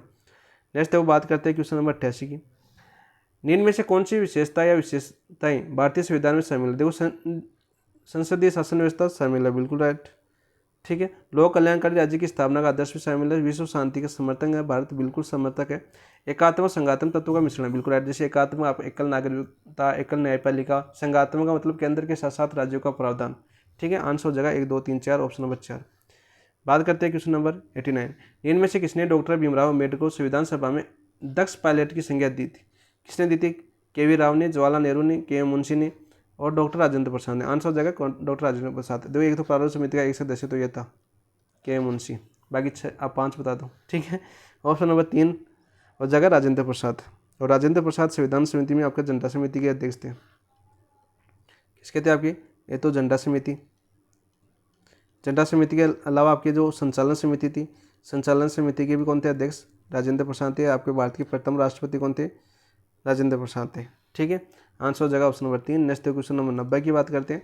संविधान सभा में निम्न में से कौन सी महिला सम्मिलित नहीं थी। देखो पहले तो बात करते हैं संविधान सभा में कुल महिला कितनी थी आपकी, कुल महिला, दोनों क्वेश्चन पूछे जा चुके हैं। कुल महिला कितनी थी आपकी, 15। और प्रथम बैठक में भाग कितनी ली थी, प्रथम बैठक में भाग कितनी महिलाओं ने लिया था, 9 महिलाओं ने। अच्छे से समझाया था माइनर टेस्ट में। अरे याद ऐसे कर लो ना, पहले पूछ नहीं पाते थी, संसाधन नहीं थे इतने, आजकल तो प्लेन होता है, ठीक है, डायरेक्ट दिल्ली। तो पूर्णिमा बनर्जी थी कि नहीं थी, 90 में, बिल्कुल थी। आबू स्वामीनाथन भी थी, रेणुका राय भी थी, लेकिन गायत्री देवी नहीं थी। गायत्री देवी आप समझ सकते हो आपकी राजस्थान से प्रथम सांसद थी, आपकी प्रथम महिला सांसद, जयपुर की महारानी थी, राजमाता थी गायत्री देवी, ठीक है। और आपके इनकी गायत्री देवी को अरेस्ट किया गया था 1975 में, आपके कौन से अंतरिक्ष शांति के नाम पर लगा था राष्ट्रीय आपातकाल, उसमें आपकी गायत्री देवी को अरेस्ट कर लिया गया था। जयपुर जो राजघराने खुदाई हुई थी तभी गायत्री देवी का अरेस्ट कर लिया गया था, ठीक है। सोने निकाला गया था जयपुर जयगढ़ दुर्ग से, याद है ना, मूवी आई थी आपकी बादशाह। ऑप्शन नंबर 4 आपका राइट आंसर हो जाएगा। Next question number 91। ये करंट से क्वेश्चन आ गया आपके। 38वें राष्ट्रीय खेलों में राजस्थान ने सर्वाधिक पदक कहाँ जीते? पहले तो ये देखो आपका 38वें राष्ट्रीय खेल मंडल है कहाँ पर होते हैं आपके? उत्तराखंड के अंदर होते हैं। ठीक है, राजस्थान का अपना स्थान कौन सा था? आपका स्थान था आपका 15, सभी बताए गए। टोटल पदक, कुल पदक कितने जीते थे आपके? 43। अभी आपका जो पॉलिटिकल साइंस 6 जुलाई को आया पेपर, उसमें आपकी ये क्वेश्चन आया था आपका। ठीक है, यही क्वेश्चन था होगा, उसमें कूट का क्वेश्चन था, ये उत्तराखंड था, स्थान था, और पदक ऐसे थे आपके स्वर्ण कितने जीते, कांस्य कितने जीते। ठीक है, ऐसे पदक पूछा था, ये भी आप याद कर लेना। ठीक है, 43 तक कुल तो। और ये आपके राष्ट्रीय सर्वाधिक पदक जीते थे आपके वुशु में, आंसर जगह ऑप्शन नंबर 3। 92 की बात करें। और नेक्स्ट देखो आपका 3900 कहाँ पर होगा? 3900 आपका मेघालय के अंदर होगा। कहाँ पर होगा? मेघालय पर। मेघालय मत जाना भाई, ठीक है, मेघालय मत जाना। 92 देखो आपका, अंतर्राष्ट्रीय महिला दिवस पर खोले गए तेरे मेरे सपने सेंटर्स के संबंध में निम्नलिखित कथनों पर विचार कीजिए। ये सेंटर्स राष्ट्रीय महिला आयोग द्वारा प्री मेटेरियल काउंसिलिंग हेतु खोले गए, बिल्कुल राइट। राजस्थान में सेंटर बीकानेर जोधपुर खोले गए, नहीं। उपरोक्त सत्य कथन कौन से आपके? केवल एक, ऑप्शन नंबर 1 आपका राइट आंसर हो जाएगा, क्योंकि अभी आधारित कोई सूचना नहीं है कि कहाँ पर खोले जाएंगे, घोषणा हुई है अभी। 93 की बात करते हैं। राजस्थान क्रिकेट अकादमी द्वारा वर्ष 2024-25 हेतु सीनियर पुरुष वर्ग का हनुमंत सिंह अवार्ड किसे प्रदान किया गया? हनुमंत सिंह अवार्ड है वो किसे प्रदान किया गया आपका? महिपाल लोमरोड को। आंसर हो जाएगा आपका ऑप्शन नंबर 1। नेक्स्ट बात करते हैं क्वेश्चन नंबर 94 की। निम्नलिखित में से असंगत युगों को छाटिए। देखो आपका फ्लैगशिप योजना और विभाग और कार्य दे रखे हैं, और इधर विभाग। अटल ज्ञान केंद्र पंचायती राज विभाग का है। मुख्यमंत्री स्वनिधि योजना स्वायत्त शासन विभाग का है। पंच गौरव योजना ग्रामीण विकास विभाग का नहीं है, पंचायती विभाग का है। किसका? आपका पंचायती विभाग का। तो ये गलत हो जाएगा आपका। ठीक है, तो ये असंगत हो जाएगा। कुसुम योजना आपका ऊर्जा विभाग कार्य, तो ऑप्शन नंबर 3 आपको पंचगौरव में पता है ना आपकी 5 तत्व, यानी 5 ऐसी जगह, ऐतिहासिक जगह आपको चुनिए एक जिले की, जिससे आपको विकास किया जा सके। पर्यटन का एक पक्षी का होना चाहिए, एक ऐतिहासिक स्थल होना चाहिए। ठीक है, एक वहाँ की किस्म जो अच्छी फसल कौन सी होती है उस जिले के अंदर, वो होनी चाहिए। ऐसे 5 तत्वों को मिलाकर आपकी पंच गौरव योजना शुरू की गई है। बात करते हैं क्वेश्चन नंबर 95। हाल ही में गठित राजस्थान विधानसभा की समितियों के संबंध में से असंगत युगों का चयन कीजिए। याद कर लेना, लोकलेखा समिति के टीकाराम जूली, और आपके विपक्ष के नेता है, कौन से नेता? आपके विपक्ष के नेता टीकाराम जूली है, कांग्रेस की तरफ से। ठीक है, कार्य सलाहकार समिति वासुदेव देवनानी, कौन आपकी? वासुदेव देवनानी। ठीक है, प्राकलन समिति कह के कौन आपकी? बाबू सिंह राठौर नहीं है, तो ये संगत हो जाएगा आपका ऑप्शन नंबर 3। राज्य उपक्रम समिति कालीचरण साहब रहते प्रोटेम स्पीकर रहते, वर्तमान जो प्रोटेम स्पीकर कौन सी आपकी? 16वीं है ना, 16वीं विधानसभा की प्रोटेम स्पीकर कौन रहे आपके? कालीचरण श्राफ। ऑप्शन नंबर 3 आपका राइट आंसर हो जाएगा। वैसे मैंने प्राकलन समिति का है, और लास्ट टाइम आपकी प्राकलन समिति ख का पूछा गया था, गोविंद सिंह डोटासरा वाला। और अभी आपकी चर्चा क्यों है आपकी? जो अभी डोटासरा कहते हैं आपके, डोटासरा थे, वो आपके सदस्य थे, किसके? आपके प्राकलन समिति के, और उन्होंने अपने सदस्य पद से त्यागपत्र दे दिया है। और कौन सी समिति से थे आपकी? प्राकलन समिति कैसे थे, या प्राकलन समिति कैसे थे, या आप कमेंट में जरूर आंसर दे दीजिए। देखते हैं आपको याद है कि नहीं है, क्योंकि मैंने अच्छे से समझाया था वहाँ पर कि यहाँ से क्वेश्चन पक्का बनेगा। नेक्स्ट क्वेश्चन नंबर 96 की बात करते हैं। हाल ही में जारी पंचायती उन्नति सूचकांक PAI, देखो एक आपका सेकंड ग्रेड की बात करिए तो एक क्वेश्चन आपका सूचकांक से पक्का आएगा एक क्वेश्चन। ठीक है, हाल ही में जारी पंचायती उन्नति सूचकांक PAI में समग्र प्रदर्शन के आधार पर राजस्थान की कौन सी पंचायत शीर्ष स्थान पर रही है? कौन सी रही है आपकी? पिंडवाड़ा, डूंगरपुर। आंसर हो जाएगा option number 1। Next question number बात करते हैं 97 की। 97 की आपका, हाल ही में राजस्थान के बजट 2025-26 में मुख्यमंत्री युवा रोजगार प्रोत्साहन योजना प्रारंभ करने की घोषणा की गई है। इसमें पात्र युवाओं को एक बारीय सहायता के रूप में प्रदान की जाने वाली राशि कितनी थी? कितनी राशि थी भाई? वो राशि थी आपकी 10,000 रुपये। आंसर हो जाएगा ऑप्शन नंबर 2। नेक्स्ट की क्वेश्चन नंबर बात करते हैं 98 की। निम्न में से किन संस्थाओं के सहयोग से 19 से 21 मार्च के मध्य अंतर्राष्ट्रीय सम्मेलन थ्राइव 2025 का आयोजन किया गया है? भारतीय प्रौद्योगिकी संस्थान कानपुर, अंतर्राष्ट्रीय ऊर्जा पर्यावरण और स्थिरता सोसाइटी तथा भारतीय प्रौद्योगिकी संस्थान जोधपुर, या भारतीय प्रौद्योगिकी संस्थान जोधपुर, भारतीय प्रौद्योगिकी संस्थान हैदराबाद, या भारतीय राष्ट्रीय विज्ञान अकादमी, या भारतीय संस्थान, देखो आपका भारतीय प्रौद्योगिकी संस्थान जोधपुर, भारतीय राष्ट्रीय विज्ञान अकादमी, अंतर्राष्ट्रीय ऊर्जा पर्यावरण एवं स्थिरता सोसाइटी। ऑप्शन नंबर 3 आपका राइट आंसर हो जाएगा। नेक्स्ट बात करते हैं क्वेश्चन नंबर 99 की। मार्च 2025 में राजस्थान का पहला स्टील बर्तन बैंक, ये याद कर लेना, इंपॉर्टेंट क्वेश्चन है और पक्का छपेगा। ठीक है, पहला स्टील बर्तन बैंक विधिवत रूप से कहाँ प्रारंभ किया गया? कहाँ पर किया गया भाई? किशनगढ़ बांस पंचायत अलवर नहीं, गोविंद पंचायत उदयपुर नहीं, खैराबाद पंचायत समिति कोटा। ऑप्शन नंबर 3 आपका राइट आंसर हो जाएगा 99 का। नेक्स्ट और अंतिम क्वेश्चन देखिए मेजर टेस्ट 2 का। राजस्थान के बजट 2025-26 में पंडित दीनदयाल उपाध्याय शहरी विकास योजना क्रियान्वित किए जाने की घोषणा की गई है। इस योजना की अवधि होगी, इस योजना की अवधि यानी कितने वर्षों तक होगी? है वो होगी आपकी 7 वर्षों तक। आंसर हो जाएगा ऑप्शन नंबर 4। ये था आपका मेजर टेस्ट 2 और मेजर टेस्ट 2 हमने आराम से पूरा एनालिसिस किया है आपका, अच्छे से एनालिसिस। वैसे तो आपका पूरा रिवीजन टेस्ट था, बहुत ही शानदार क्वेश्चन थे, बहुत ही अच्छा रिवीजन, जो इंपॉर्टेंट जो टॉपिक रह गया था वो भी आपको यहाँ पर देखने को मिला है इस टेस्ट के अंदर। और अच्छे से आपका फेज़ 2 की बात करता था मैं, जैसे मैं बताता हूँ, जैसे आपका फेज़ 2 खत्म हो चुका है, फेज़ 1 भी खत्म हो चुका है, अब आपका फेज़ 3 स्टार्ट होगा। यानी जो नेक्स्ट संडे को जो टेस्ट होगा, नेक्स्ट संडे को जो टेस्ट होगा वो टेस्ट होगा आपका माइनर टेस्ट 9 और माइनर टेस्ट 9 के बाद में आपका 10 होगा, 10 में 11, फिर 12, फिर आपके होंगे कौन सा? आपका मेजर 3, और मेजर 3 के बाद में आपका होगी फाइनल टेस्ट। कैसे होंगे आपके फाइनल टेस्ट? और आपके एग्जाम बहुत नज़दीक है, ठीक है। अब तीसरे फेज की बात करते हैं, यानी चरण नंबर 3 का शुरुआत करेंगे हम संडे को। कैसी लगी क्लास ज़रूर बताना, विश्लेषण कैसा लगा, आपके लिए कंटेंट इंपॉर्टेंट है कि नहीं है ये ज़रूरी है, ठीक है। कंटेंट में आपको कितना बेनिफिट मिल रहा है, यदि अच्छा बेनिफिट मिल रहा है तब तो आप बिल्कुल कंटिन्यू बने रहिए, मैं भी आपका स्वागत करता हूँ। यदि आपको ऐसा लगे कि हाँ इस कंटेंट में कोई दम नहीं है तो कोई बात नहीं, अपने स्तर पर पढ़ाई कीजिए, पढ़ाई करना बहुत ज़रूरी है, ठीक है दोस्तों। पढ़ाई कहीं से भी करो, पढ़ाई करना बहुत ज़रूरी है। अच्छा मैटर के लिए रुकना पड़ता है, धैर्य रखना पड़ता है, ठीक है, विश्वास करना पड़ता है, ठीक है। अब जितनी क्वालिटी है उस हिसाब से मैं दे सकता हूँ आपको, मैटर कंटेंट वगैरह अच्छे से आपको पढ़ा सकता हूँ। कोशिश सुधार करूँगा, और सुधार कैसे होगा? जब आप कमेंट में बताते हो उस हिसाब से मैं सुधार करता जाऊँगा। सहयोग आपका भी उतना ही होना चाहिए जितना हम आपका सहयोग करते हैं, तभी हर चीज़ का पता चलता है कि हाँ इस चीज़ में सुधार होगा।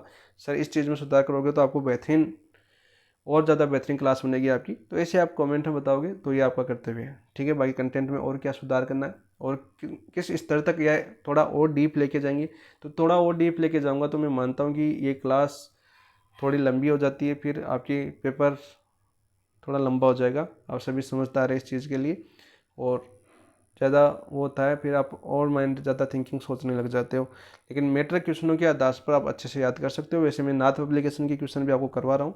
5 टॉपिक यानी आधी राजस्थान ज्योग्राफी आधी हो चुकी है, वहाँ पर 10 टॉपिक है आपके राजस्थान ज्योग्राफी की, जिसमें से 5 हमने कंप्लीट कर लिए, ठीक है। आज से वापस शुरू हो जाएगा, क्योंकि यदि कलामाल टेस्ट आ जाता है तो 2 दिन में ये टेस्ट बनाने में बिजी हो जाता हूँ कि ये 2 दिन की क्लास हो जाती है 50-50 क्वेश्चनों की। तो कोई नहीं, आज से वो वापस शुरू हो जाएगी, ठीक है। मैथ के पेपर भी मैं करवा रहा हूँ, एनालिसिस सॉल्यूशन करवा रहा हूँ। इसके अलावा और क्या कर सकता हूँ मैं, आपके लिए इतनी हेल्प कर रहा हूँ, ठीक है दोस्तों। बताना जरूर, और जिन दोस्तों ने अभी तक चैनल को सब्सक्राइब नहीं किया, चैनल को सब्सक्राइब जरूर करना, अपने दोस्तों के साथ शेयर, ग्रुप में वगैरह में शेयर जरूर कर दिया करो, इतना तो कर ही सकते हो, ठीक है। बाकी देखना न देखना आगे की बात है, और कितना बेनिफिट मिलेगा वो आपको एग्जाम पर पता चलेगा, ठीक है। कोई भी टीचर आपको सिर्फ उस एग्जाम तक पहुंचा सकता है, उस एग्जाम में पेपर कैसे आएगा ऐसे भविष्यवाणी थोड़ी कर सकता है। देखो मैं सीधी सी बात करता हूँ, एग्जाम में पेपर कैसा भी आ सकता है। अब पॉलिटिकल साइंस वालों को थोड़ी पता था कि हमारा पेपर ऐसा आएगा। लास्ट टाइम 2022 वाला मैथ वालों को ऐसा पता थोड़ी था कि हमारी पोस्ट 600 पोस्ट खाली रह जाएगी, पता था क्या? नहीं पता था ना। तो पेपर कैसा बन सकता है? चाहे उस टीचर को अनुभव 15 से 10 वर्ष का हो, चाहे 7 से 8 वर्ष का हो, या चाहे 1 से 2 वर्ष का हो, टीचर हमेशा आपको ऐसा पढ़ाना चाहिए कि आपको समझ में कैसा है, आपको याद कितना करवा सकता है। टीचर का वो ज़्यादा इंपॉर्टेंट करता है। मैटर तो सभी पढ़ाते हैं, आपको कितना याद हो रहा है। क्योंकि एक स्टूडेंट का मैं समझता हूँ, क्योंकि हम जब स्टूडेंट दौर में रहते हैं ना, तब समझते हैं कि हमें कितने विषय पढ़ने पड़ते हैं। उस टीचर को तो सिर्फ टॉपिक पढ़ाने होते हैं, ठीक है।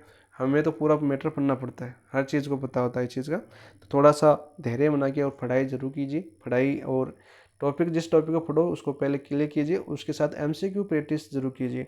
जितनी ज़्यादा एमसीक्यू प्रैक्टिस करोगे उतना ज़्यादा बेनिफिट मिलेगा। थोड़ी ज़्यादा दिन याद नहीं रहेगी, 100% है आपके साथ हुआ होगा। स्वाभाविक क्रिया ये आपकी थोड़ी हमेशा ज़्यादा दिन याद नहीं होती है, भूल जाते हो, क्योंकि इतना बड़ा कंटेंट पढ़ते हो तो थोड़ी याद नहीं होती। लेकिन क्वेश्चन आप निकालते हो ना, तो एक टॉपिक क्वेश्चन होता है, 4 ऑप्शन होते हैं, उन 4 ऑप्शनों से आपको 4 टॉपिक क्लियर होते हैं, ठीक है। अच्छे से विश्लेषण किया करो, और हम बने हैं, मैं बना रहूँगा आपका एग्जाम तक। फिर देखते हैं आगे क्या होता है, आगे की बात है। अभी क्या सोचें, क्या होगा क्या ना होगा, ठीक है दोस्तों। इसी के साथ इस क्लास समाप्त करते हैं। थैंक यू, धन्यवाद।